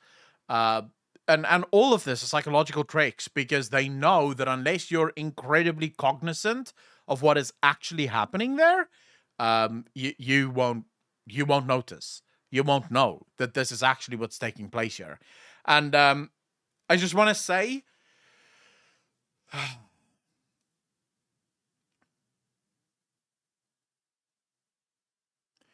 yes, this is capitalism, but no, this is not capitalism's fault. Consumerism is much more a result of government than it is of the free market. Companies do want you to buy, and they want you to buy many things because that's how they make their money. Consumerism, on the other hand, is an economic concept. The economy needs to exist, and for modern day economies to exist, they need people to buy stuff. Why? Because they make a shit ton of money when people buy stuff. Companies make money, companies pay taxes, people make money, people pay taxes, and that's, of course, how we make our money. In a true free market capitalist society, taxes would also work different. We wouldn't tax people on their income. We would tax people on their expenditures. So, for example, if you placed me, a free market capitalist, in charge of a country, I would immediately remove all income tax. So I would not tax people's income. I would tax people's expenditure. So I would effectively say, okay, there's going to be a 25% sales tax on everything that you buy. Why? Because I want you to save your money. I don't want you to spend your money. If you do spend your money, I'm going to get money off of that. But as long as you save your money, I don't care, right? That's your money. You made it. It's up to you. And that sort of is the thing that will ultimately combat consumerism. The other problem is there's not enough competition. So a company like Costco can pretty much exist on their own, in their own space, with very few other companies that can come in and sort of move the needle in the opposite direction, because of legislation and regulations that make it nigh impossible for anyone else to compete at the same level. This is effectively, like, there's so many things that influences it. But yes, what Costco is doing isn't wrong. This is why I said the initial reaction is you want to ban this. You want to say, hell, stop this. Companies shouldn't be allowed to use our own psychological weaknesses against us. But the better option is to provide choice. Because eventually people will learn that, hey, wait a second, I don't want to shop at a place that basically uses scumbaggery to get me to spend more money. So I'd rather support the other company that isn't doing that, right? And this is provided, of course, that there is another company that isn't doing those things to you. Costco. It's actually brilliant. This is what's known as the sunk cost fallacy, or the idea that we're more likely to invest in an action if we feel it'll make prior investments seem justified. This is true even when the action no longer brings us joy, despite being the opposite of what economic theory tells us. No, they won't, Miru. This is the you're failing to understand. So, for example, why is Whole Foods suddenly a thing? When the cheaper option is to just funnel as much fucking bullshit into food as humanly possible. As much GMO, as much steroids, as much preservatives, and whatever else you can get. That's the cheapest option. If you want to really maximize your profits, you're going to sell people artificial food, right? Because that maximizes profit to fucking hell and gone. Why is Whole Foods suddenly a place that exists and a lot of people go there? Because people have started to catch on, and I'm not saying Whole Foods is wholly good, they're not, but people have started to catch on to the idea of, wait a second, these things are really bad for me. Like, these preservatives and shit that they put in my food is really bad. I don't want this in my food, so instead I'll go to places that don't put that shit in my food, and I'll get good food.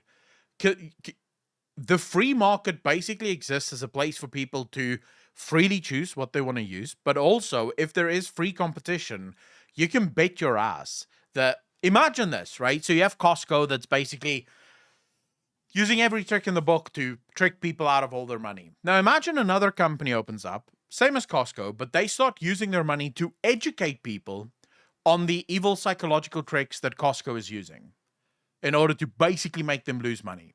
So imagine this food theory video was actually paid for and sponsored by another company that shows you that you're not actually saving money by buying at Costco.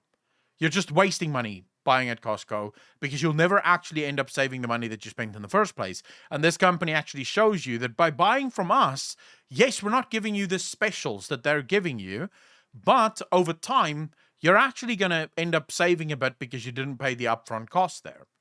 Now, suddenly, Costco is in an actual predicament, right? Because Costco now has to sort of try to explain to people that, oh, no, okay, we're going to keep charging you $60, but we'll give you even more. So it forces everyone down a peg. Everything has to get cheaper because we're fighting each other for a portion of the market share. But if there is no competitor within that market, and there is no one that can educate the consumer on what good business practices versus bad business practices are, then ultimately it's a race to the top. Because everyone can get more expensive because there's literally no one else that can compete. And this is ultimately again, there's more levers to it. That's the problem with economics. Economics is never just straightforward. It's never obvious. When it comes to economics, it's almost always a case of one lever can move 50 other levers. So you have to understand the one lever, but then also the 50 other levers before you get to the end result of it, because it's all connected to each other. That's why the US has laws against monopolies. The sad reality is that they simply aren't enforced at the level they should be. Pentagear, the US have laws against monopolies that are naturally created. They have no laws against state-created monopolies. Make no mistake. The law against monopolies isn't to protect the consumer. The law against monopolies is to protect the government. Because there are plenty of monopolies in the US. Plenty. Microsoft is a monopoly. Who else has a browser? Or not a browser. Who else has an operating system? It's just Microsoft. There's no one else. Why is there no one else? Regulation. It's so expensive to start a company that's going to make a competitor to Windows that most companies can't afford to do it. So they don't. They don't. And Apple and Safari, I don't think really counts as a competitor. Android Chrome also, that's mainly in the mobile space. So again, does not count as a competitor to Microsoft because they purposefully almost don't operate in the same spaces. Apple, for example, only operates on Apple products. They purposefully do not operate on anything else. So it's sort of, it's monopoly by any other name, right? If you look at it, you would realize, okay, wait, this is just a monopoly. And they purposefully don't really venture into each other's spaces at all. And they have the government to protect them from anyone else trying to sort of fuck up, right? Like no one else can get into the market because the government protects the market. And that's ultimately what it boils down to. All of these companies are protected by the government. The government just does it very sneakily by creating regulations that makes it nigh impossible for you to ever grow to this size. And before you do usually get bought out, Amazon does this quite often. Any company that Amazon wants to take over, Amazon literally just goes to a competitor, drives the stock price of the company that they want to buy into the ground because they sell the product from the competitor at a much reduced price that the original product can't compete with, and then Amazon buys the company, and now Amazon owns the company. And all of this is kept legal because Amazon pays a lot of money to the government not to interfere with their bullshit.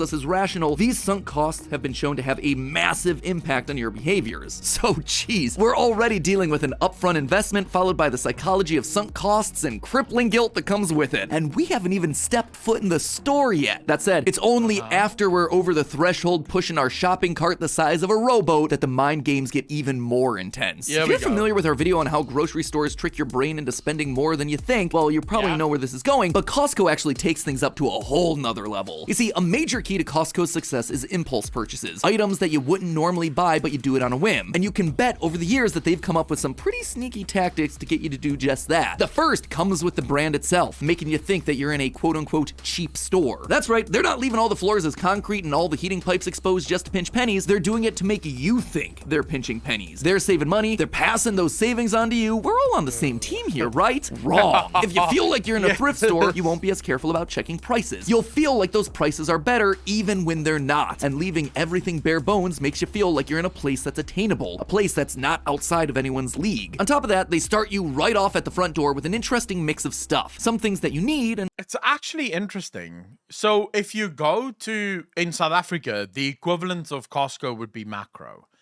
Makro also has membership only, but the membership doesn't cost anything. Like you get the membership for free. But it's also, you have to have that membership card. You walk into the store, it's basic flooring. The roofs are completely exposed. It's like a warehouse. You walk into a warehouse. But if you actually compare the prices, there's literally zero difference. Like the prices are exactly the same. There's no difference. At least in South Africa, but that's because my government has this weird. It is actually ridiculous. My government has this very strict anti-competition thing, which they apply so badly. Like if a company is too cheap, they're found to be in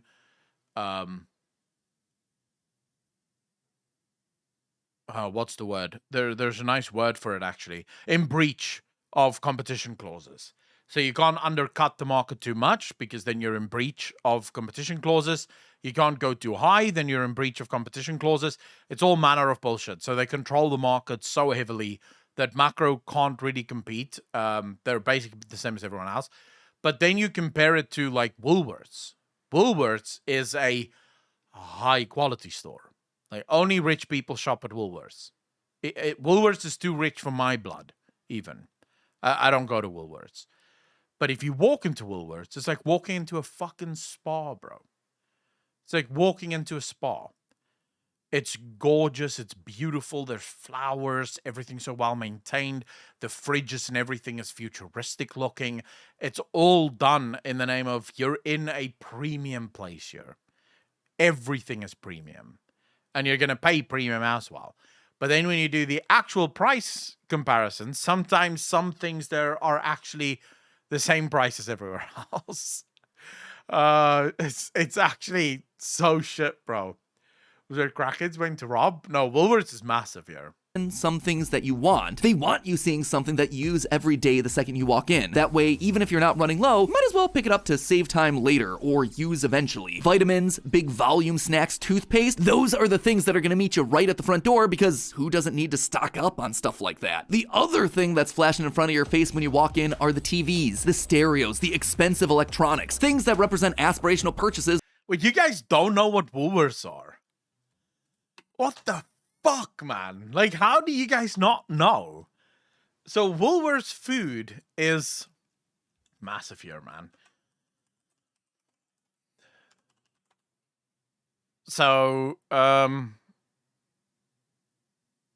trying to see if there's some images. Yeah, so here's Woolworths food. There's Woolworths, the clothes area. So most of the Woolworths food places will be inside a normal Woolworths that sells clothes and linen and shit like that, but also very upmarket, very upscaled. But this is sort of like what you can expect from a Woolworths sort of store, right? Very prim, proper, sleek, and everything is premium. Everything here. Honestly, upmarket Woolworths, dude, Woolworths is like huge here amongst rich people. It's the fanciest place you can go to. Like if you want someone to know that you're rich, you bring home Woolworths food. That's when you know, shit, these people are rich.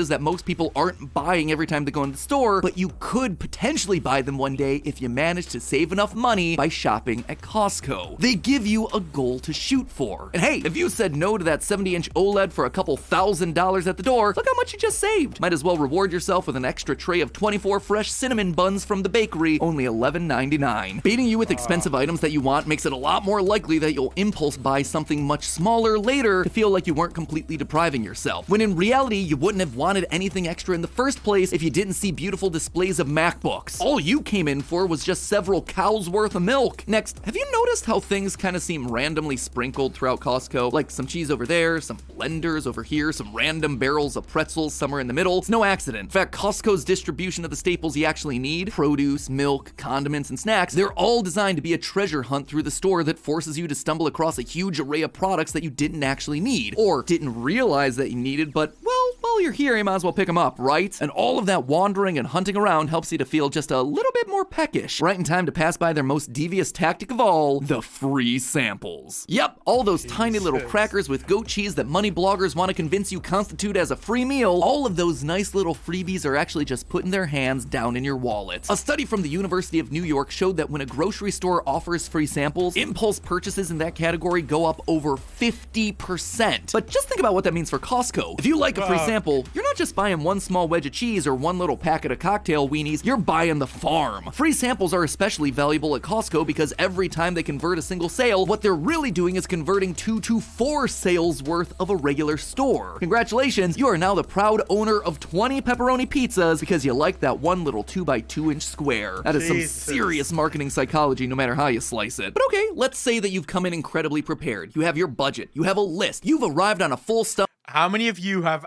actually fallen for this? Like, genuine question. How many of you have actually walked into a Costco and by the end walked out with a bunch of shit you genuinely did not need? And you just think, wow, I spent a lot of money here and I didn't actually plan on doing this at all. Stomach ready to resist even the most inviting little old lady proffering you a free Tuscan meatball. What if I genuinely only buy the staples? Will I save a lot of money? Well, I did an analysis of what it would cost to buy common groceries at Costco compared to Walmart. I looked at common food items like eggs and milk, produce like potatoes and broccoli, even meats like chicken and beef. I even threw in a pair of AirPods just to see if tech was where I'd save. It was not. What I found was, drumroll please, on average, you're saving $1.14 per product shopping at Costco. Yay? Is that a win? Fun fact, the biggest savings actually came from coffee at only 42 cents per serving. So hey, you can rest easy knowing that you do in fact save by shopping at Costco, provided you buy at least 53 items there in any given calendar year instead of buying those items at another retailer, and that you use everything that you buy. That right there is the biggest sticking point, isn't it? You only save money if you use the stuff that you... That's actually true. I didn't think about that. You're buying on bulk. So if you're buying like a fucking 10-kilo cheese, there's no way you're eating that. But most of that's going to be off by the time you get through like quarter of it. So you saved $1, but then threw away half of it because it was fucked. So yeah, at the end, you are probably not saving anything, right?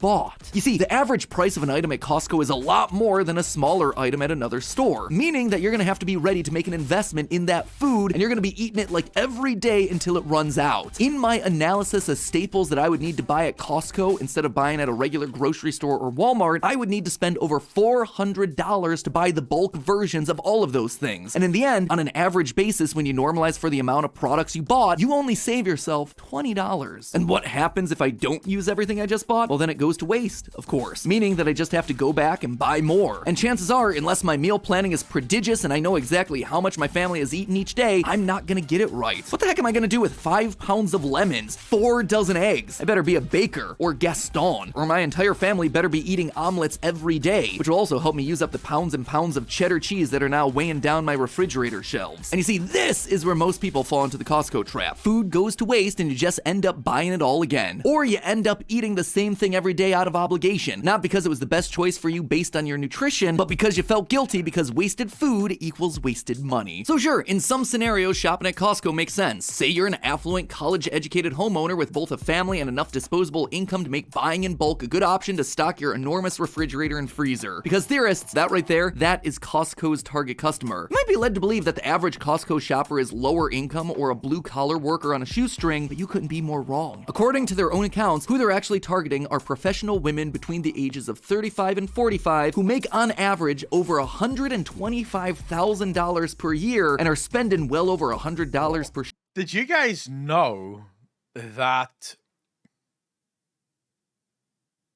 women spend a fuck ton more money than men do?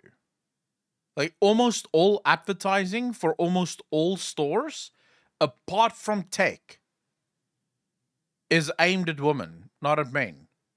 If the world economy relied on men buying stuff, it would go bankrupt, I think they said, in like 3 months. Genuine. It would go bankrupt in 3 months if the world economy relied on men to buy things. Because when men go into a store, they tend to pick up basically only what they want, right? I know for myself, before I go to the store, I know exactly what I want at the store. I know exactly, right? Before I even go in there, I want meat. So then I walk into the store to where the meat is. I know exactly what meat I want. So I just go through the various, like, steaks, for example, and I get the steak that looks the best, go to the counter and pay, and now I have my meat, I'm going to go. When I go with my aunt, for example, to the store, we start in one end, right? We basically just wanted to go in there to get meat, but it doesn't work that way. We start in the fresh produce, and then we have to walk through all the aisles because you never know, there might be something nice there. And then we have to go through the prepared food because you never know, there might be something nice there. And we have to go through every single aisle. And by the end of it, you're walking out with a whole trolley full of shit that you didn't need half of the shit before you went in, but now you have it because you realized as you were walking through it that I might need it at some point. And I say, well, if you didn't need it until today, then you probably don't need it. It's actually a little wild, like how different we are. Do the same. You go lane by lane with the trolley, just putting in whatever they go ooh at. Pretty much, Abaddon. Shopping trip. When I found this out, I was seriously shocked. Like, this is Costco's biggest secret. A store that markets itself as discount is actually a store for rich people. Just, rich people who want to feel like they're saving money. It's also why I see Costco stores focused around suburban areas. It's just not that practical for an 18-year-old living in a cramped college dorm to buy in bulk. You're gonna need a home with a garage and a freezer and another... I'll tell you guys a story. I've been wanting speakers for my computer for about 1.5 years now. Now, I don't want very expensive speakers for my computer because most of the time I'm using my headset. But there are times where I just want to have the speakers so that I can watch something and I don't have to have the headset on. Okay? But for the last 1.5 years, I've basically been researching PC speakers to find the best mid-budget speakers that you could get that would suit my needs. And every single time I go and say, okay, now I'm buying. Fuck it, let's go. I don't buy. I end up going, but maybe I don't need it yet. Like, maybe I could go another month with my headphones. I don't need it right now. I can wait a bit. It doesn't matter. I'm terrible, dude. If the world economy relied on me to survive, it would be fucking broke within a week. I don't I buy basically nothing. Freezer, and probably a shed. Oh, and when it comes to non-food items like their electronics, these are just price matched with other stores or Best Buy. But Costco doesn't have any kind of student discount options because students, again, are not on the budget or the demographic that they're looking for. Does that mean that all is lost for your Costco membership? Not exactly. You see, with today's unbridled inflation, I do actually believe that there's a place for that Costco membership, and it's not. Literally, my mom did the same thing. My aunt doesn't, but my mom did the same thing because she sort of figured this out because of my dad. Because my dad is very stingy. And he would get really annoyed when she would just go fucking apeshit. So basically, she used to do this. She would have a list of things that she wants. And then when she walks into the store, she gets the shit on the list. And nothing else. Because if it's not on the list, it means she doesn't need it. Because whatever she wanted to cook, she already figured out what she wanted to cook. And she needed these things for that, what she wanted to cook. Is he about to say the paper slice or hot dog meals at the eatery? I don't know. What was he talking about?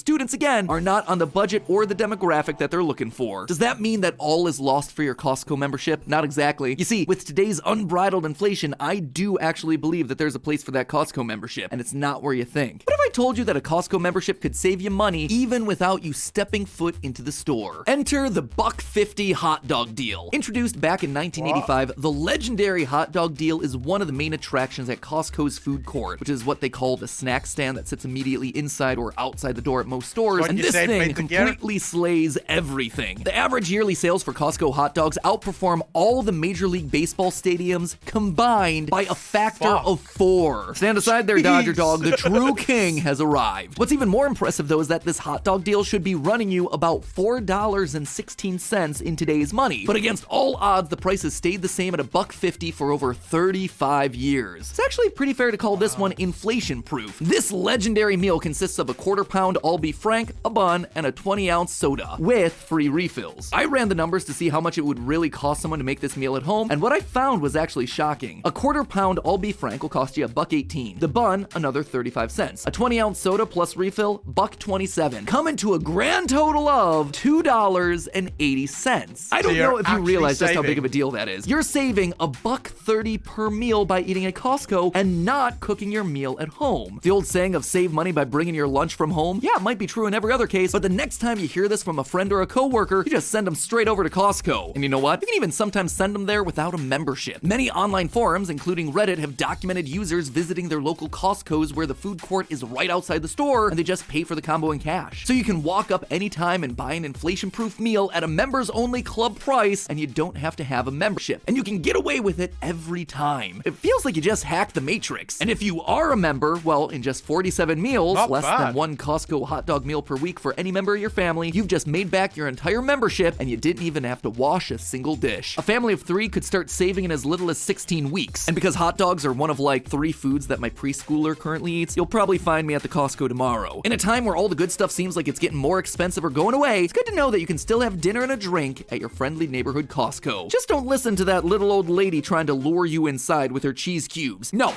you stay back, Edna. And as always, remember, my friends, it's just a theory. A food theory. Bon appetit. And hey, if you're interested in saving money at your normal, regular grocery store, that video is on the left. Or if you're interested in figuring out ways to save money on your makeup, that video is on our newest channel, Style Theory. That one's on the right. As always, my friends, I'll see you next week. Wild, dude. It's wild. This is what I said. The founder warned the incoming CEO when stepping down to never increase the hot dog deal price. Fuck. Okay. But imagine eating that every day. Pretty good chance of lowering your lifespan. I mean, to be fair, there's a bunch of foods that we eat every day that has a pretty good chance of lowering our lifespan. To be ultimately absolutely fair, you get people that live for... So, for example, oftentimes you'll hear bread is really bad for you, carbs is really bad for you, but then you go look at some of the countries where people live fucking forever, right? Like very, very, very long lifespans, and you find that they eat like a fucking shit ton of bread and shit. Can we ban that, please? Thank you. Really appreciate that. Oh, wait, what is this? Totally obsessed Pac-Man Fred Willard. Hold up.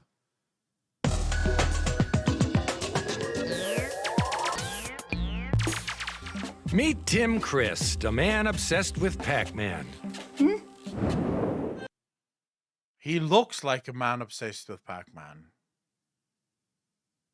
Doesn't he? Like, if I told you, here's a man obsessed with Pac-Man, this is what you'd guess, right? It looks like me, only I'm not obsessed with Pac-Man. I am obsessed with games, so I think that's close enough, though. Wyvern, 2 months, part of the DJ Nation. Appreciate you. Thank you, thank you, thank you. Yeah. He fits the bill. This is what you expect a guy to look like obsessed with Pac-Man. I don't know how anyone gets obsessed with Pac-Man, though. After all this time, he's still there. He's still yellow. He's still perfectly round. He's still eating things. I feel as if his glowing light is always protecting me and guiding me and making all my enemies blue and edible. Behold, I am Pac-Man. Pac-Man just gives me this feeling of giddiness, like there's all these tingles running up and down my nipples, and it's just this wonderful thing, like, hey, look, it's Pac-Man. For the past 20 years, Tim's life has been consumed by Pac-Man. If you've never played Pac-Man before, it's a little something like this.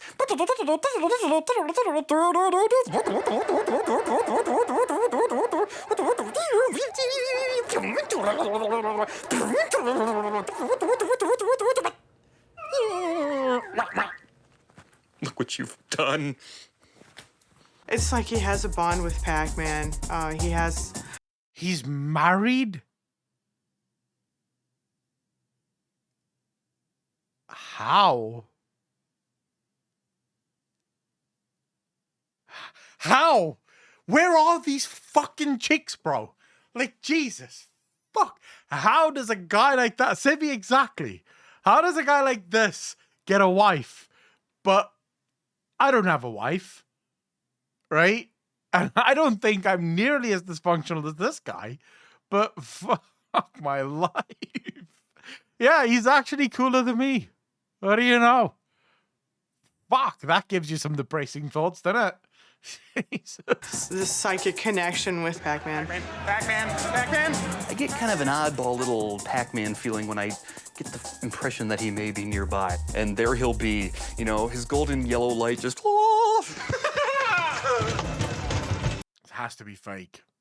Has to be. This guy is just super fake. Really trying to get people to, like, find him funny. It has to be. No one's like this. Hi, Pac-Man! The drool will be there, and he'll be reaching in his pockets. Instead of for a condom, he'll be reaching for tokens. Quarter.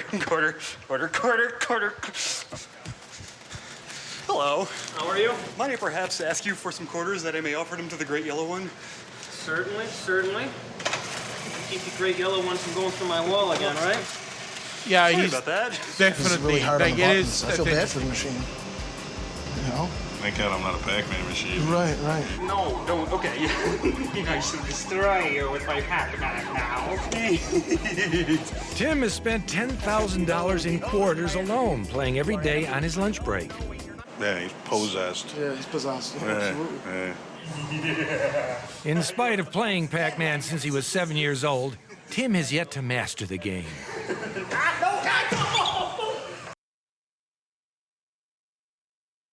Wait. He's obsessed with Pac-Man, and yet he still sucks at Pac-Man.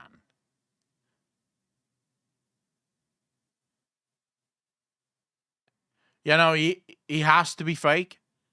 This, to me, screams of a guy that has celebrity complex. He so desperately wants to be the center of attention that he came up with this niche, and this is how he got sort of his moment of fame, was that, you know, he's the man obsessed with Pac-Man. 'Cause you can't.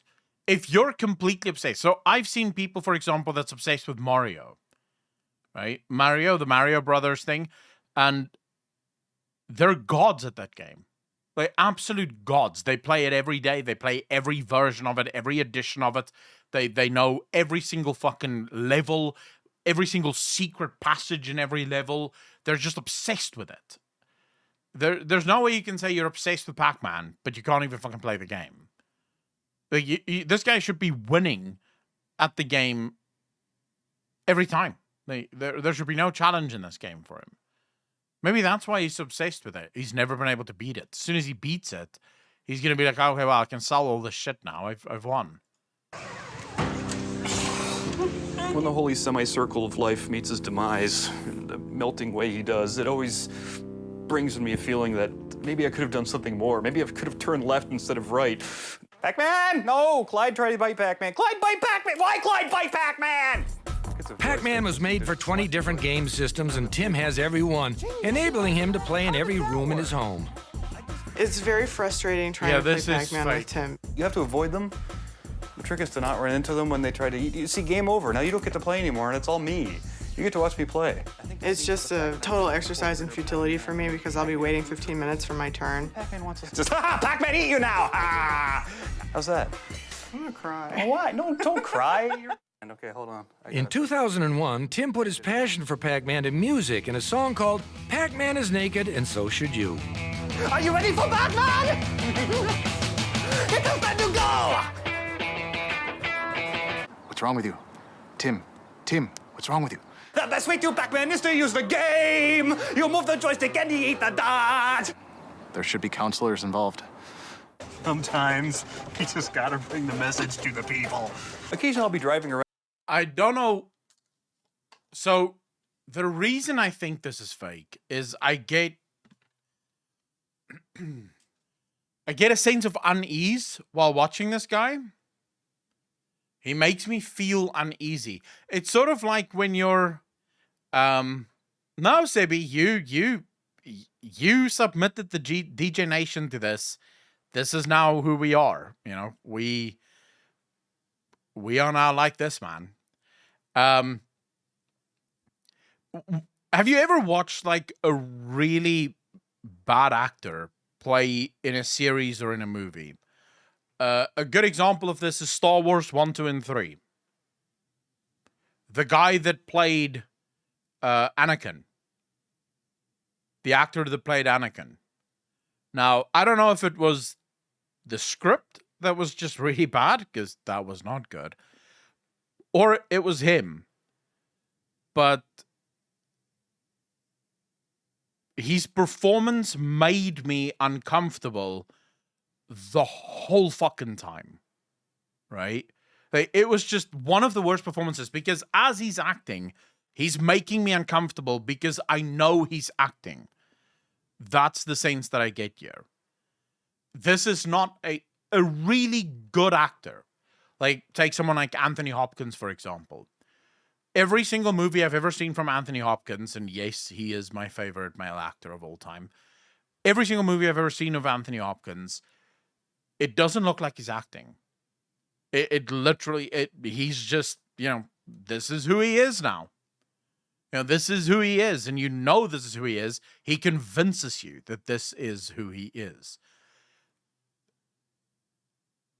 This guy doesn't do that. I don't think that this guy is actually this obsessed with Pac-Man. I think this guy is trying to convince people that he's obsessed with Pac-Man. He's trying to become famous. I think most of the shit he bought maybe in the last 6-7 months, just to try and, you know, sell the bullshit. Around and I'll pass somebody who doesn't look like he has invited the full glory of Pac-Man into his life. Or, yes, he's dialed it up to 100 for this interview, which is also another thing you can't trust, right? Whenever the news or these shows get in contact with these people, they will ask people to make things... Oh, a good example of this is, do you remember there was a reporter that was in a storm of some kind, right? And he was sort of like showing how the wind was almost blowing him away and he was like fucked. And then suddenly someone walked by behind him, just very normally just walked by him. Like, nothing was wrong, nothing had happened, it doesn't even matter, right? That's the sort of thing, that's the problem with the news.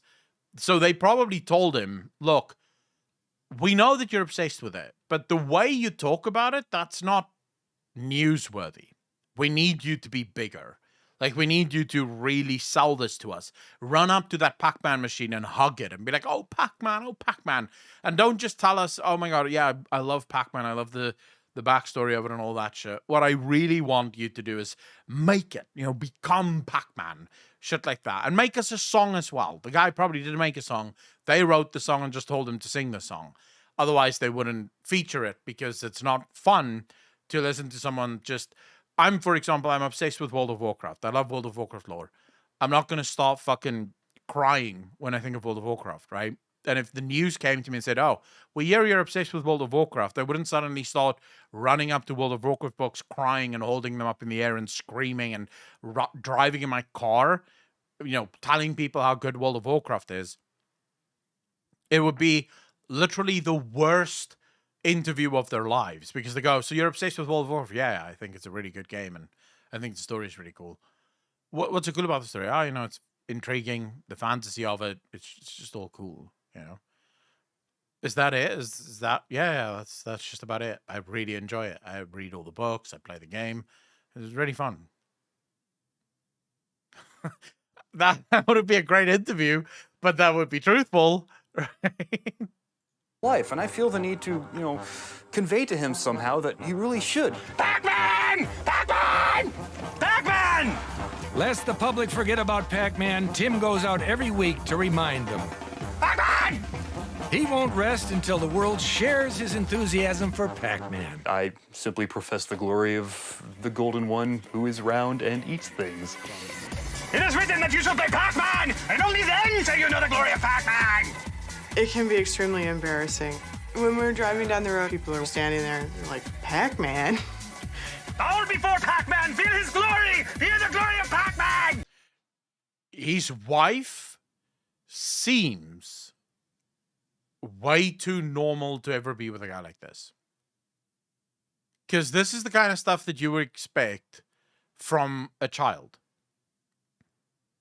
This is childlike behavior, right? This is someone that has never grown up. They're mentally stunted, intellectually stunted. No normal person would be married to a person like this. So unless his wife was also as obsessed with Pac-Man as he is, and she was also freaking out, I don't see this relationship ever working. It can't. Dude, if my wife screamed at people over a fucking megaphone from the car about some passion she has, she'll be walking home. And not my home, whichever fucking home she now lives in. Because she's no longer at my home. Whatever home that might be, she's no longer anywhere near me. Maybe has a massive dick. Dude, even if this guy had like a 14-incher, I don't think so. Say Pac-Man! No! Say Pac-Man! I think these people are going to look back on their lives. They're going to be lying on their deathbed thinking, my God, I have squandered my life. Think of all the times I played things that weren't Pac-Man. Say Pac-Man! Say Pac-Man! And now it's too late. Pac-Man! It's adorable. In a very disturbing way, it's adorable.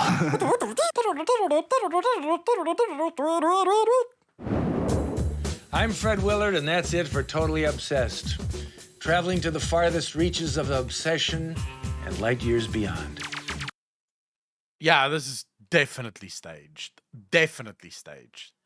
I mean, you have an actor.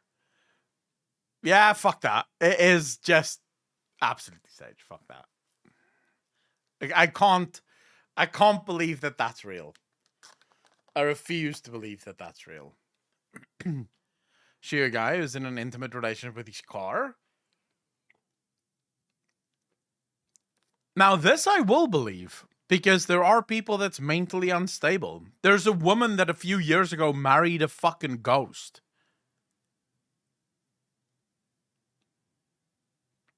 Apocalypse. So I'm aware that this does take place. There are very disturbed individuals in this world.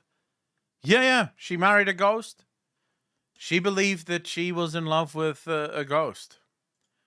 Here we go. Abaddon just linked it to us. Meet the woman getting married to a fucking ghost.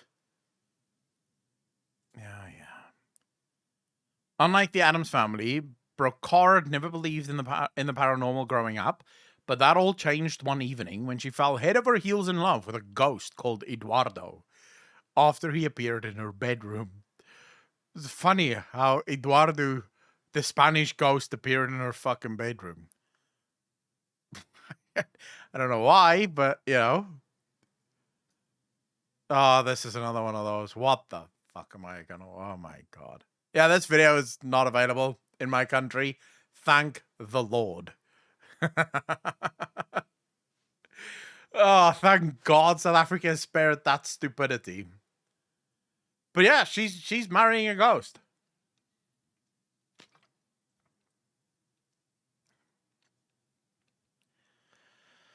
Still death work with a ghost? I mean, it doesn't, right? It doesn't. Strangest things people married. The 8 strangest things people married. Nurul Mujahideen Hassan married the Tetris video game. How lonely must you be? Pascal Selick married a duvet. I believe this. Look at her. She's clearly nuts. Amanda Sparrow Large married a pirate ghost.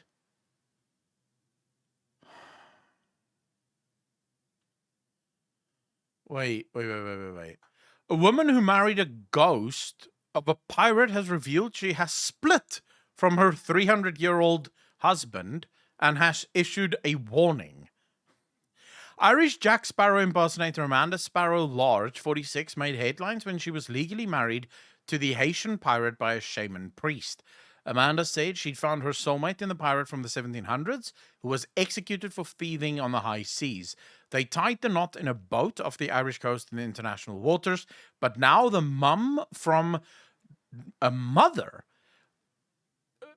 Coluth Ireland has revealed the unlikely union is over and warned people to be very careful when dabbling in spirituality. Why? Because you might realize that it's fucking fake and your ghost husband didn't make you come once. That's probably what happened, right? Laura Messi married herself. They say if you can't love yourself, how can you love somebody else? Italian fitness trainer Laura Messi took this saying literally, though, after celebrating a fairy tale wedding to herself. Macy's ceremony was the full white frock, big cake, and bridesmaid affair. The only thing missing was the troublesome addition of a spouse to steal her thunder. She says she decided 2 years ago, after a long-term relationship had ended, that if she was still single at 40, then she'd just go ahead and marry herself. What's the point? Why not just not get married then? And it's not like she's ugly, although the fact that only she wanted to marry her probably says something about her personality, right? Amanda Liberty married a chandelier.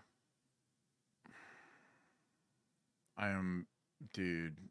Amanda Rogers married a dog.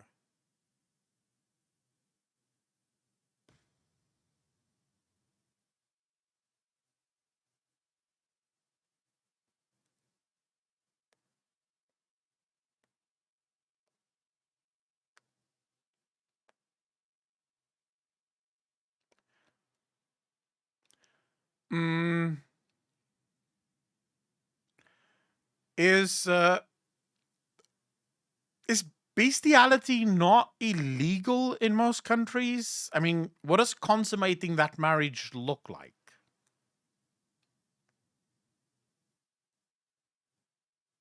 Like a prison sentence, I'm assuming, right?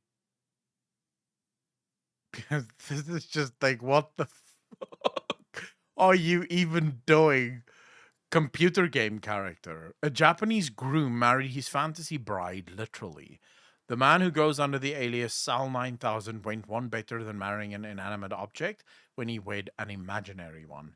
He married a computer game character named Nin Anagasaki. And I don't know how to pronounce that. From the Nintendo DS virtual dating game Love Plus in his fantasy wedding in November 2009. Not sure he has quite mastered the concept of internet dating. It's not even like, dude, it's a black and white fucking fantasy character. Amy Wolf, Fairground Ride. Yeah, I believe that. I believe that Amy Wolf from New York. She's also from a fucking crazy city. So what do you know?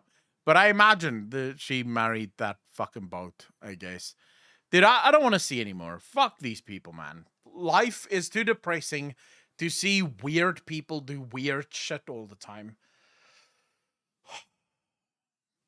Why do this? It is not worth more to just do the grind and get an actual woman. Dude, I think there's a lot of people that's genuinely just so lonely and the world has lied to them in so many ways. They've been told in so many ways that happiness is one thing when in reality they're nowhere close to happiness even.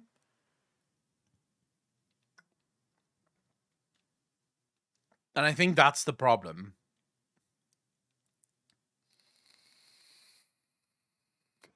It shouldn't make you ashamed to be human. No, it is what it fucking is. What are you gonna do? Yeah. People are weird.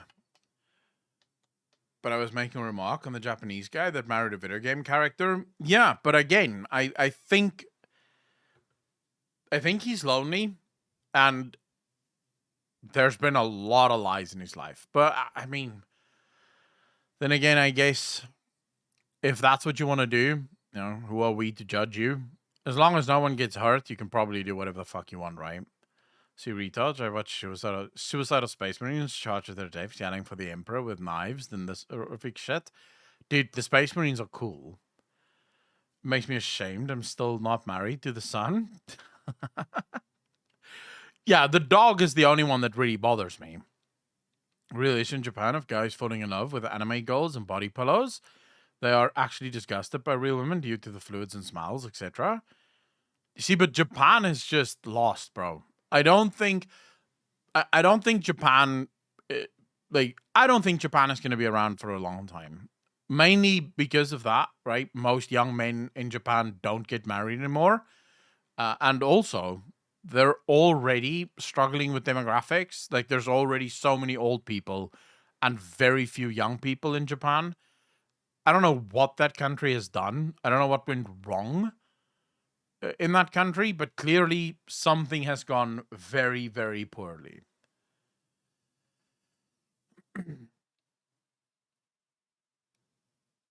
To peace out and not exist? Well, it will always exist in some way, shape, or form, but it's gonna be the capping of kids being born. Wait, does Japan have a cap? I don't think it's Japan. It's China that had a cap. No?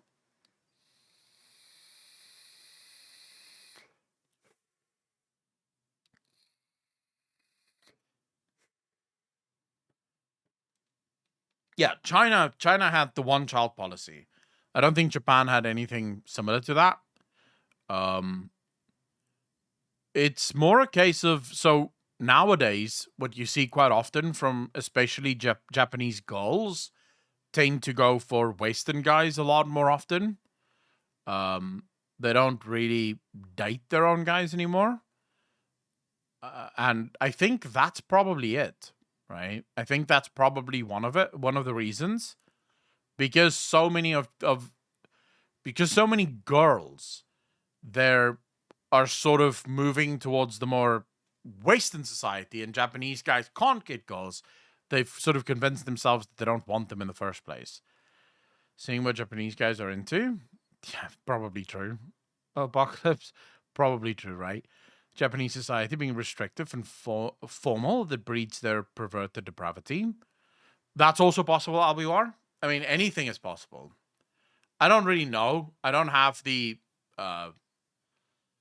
shall we say, I don't have the necessary qualifications to know exactly what the truth behind this would be.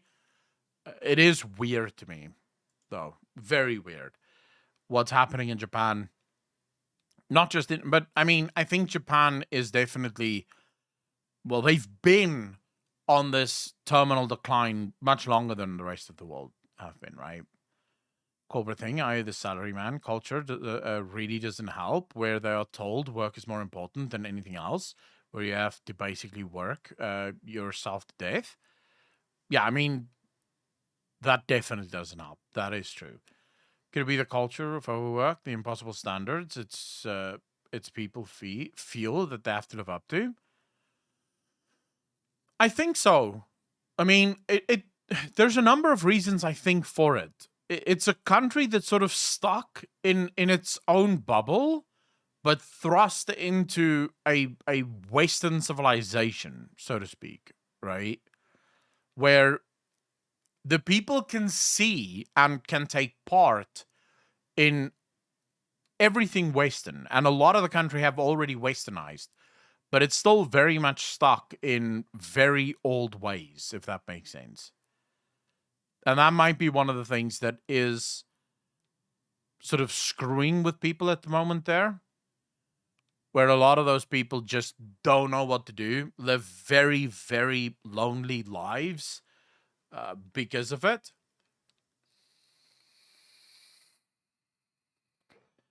So as well, that's true. They have a tremendous ability to tell stories, and some really good stories as well. It's strange. Maybe it will change, because we say now that, you know, they're gonna experience a demographic death, but maybe they won't, because you never know, right? Sure, it might go down quite a lot, and their demographics might go dangerously low, but there's always the case that the next generation that's born doesn't share any of this. doesn't share any of the proclivities of the previous generations, and they actually fix the society and move it back to like a more normal society. But obviously that's not going to happen in any of our lifetimes. It's going to be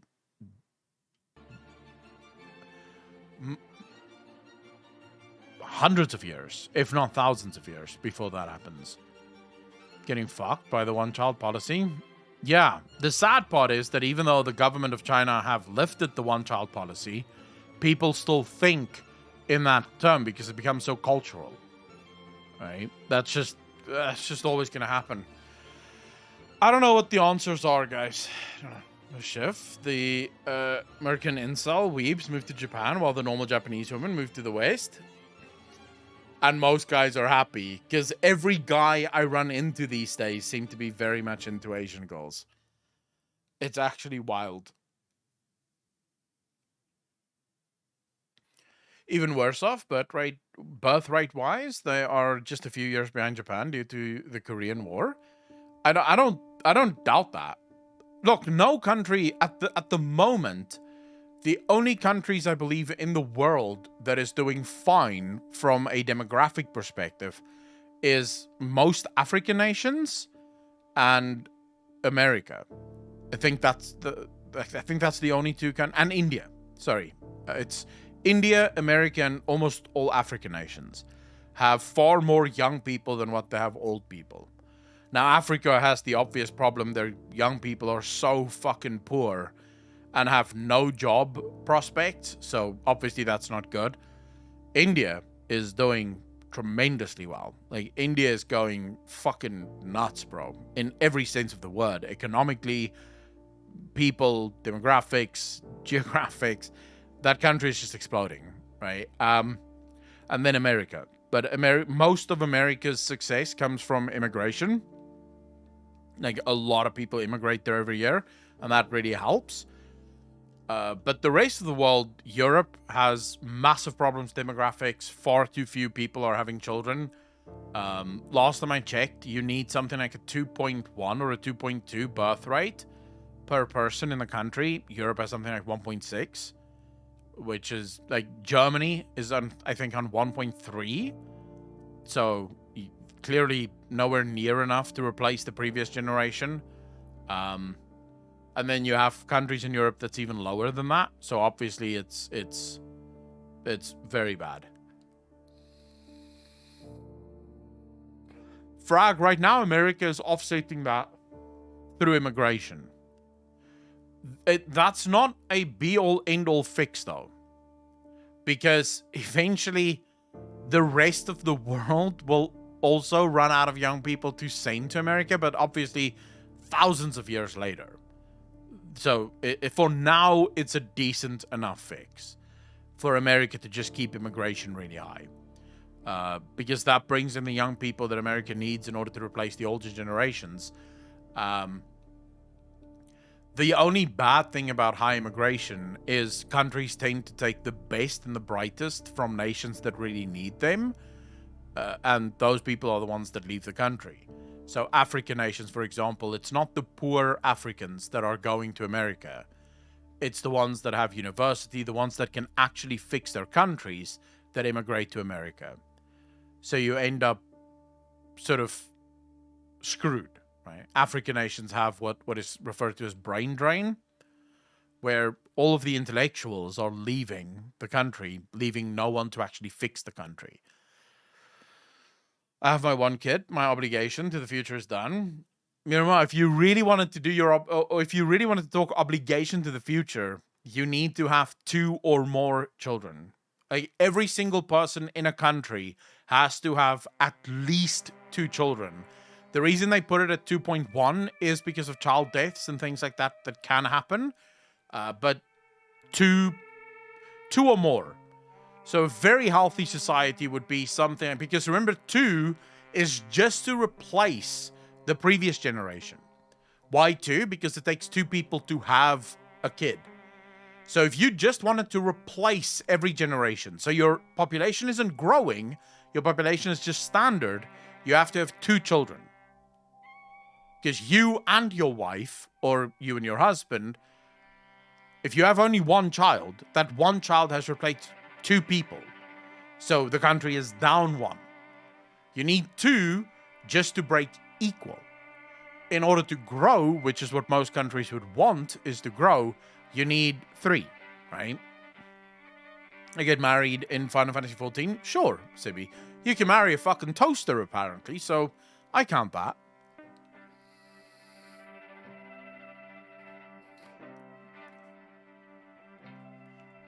Or the woman can have 1 kid with many men.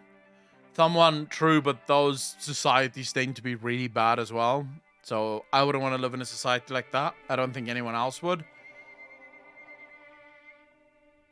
But you could do. Can't imagine finding a woman who could put up with living with me. No, same here. I think I'm a bit difficult. I think I'm a bit difficult to live with. I basically still live like a fucking child. You know. Abiwar, what's this? Dude, this is 44 minutes long. Fuck that, bro. This is 44 minutes long. I'm not going to watch that now. I'm about to go off. I'll add this to watch later. I'll save this to watch later, and we can watch it later. Is this a funny video? Or Abiwar, or is this like an actual video?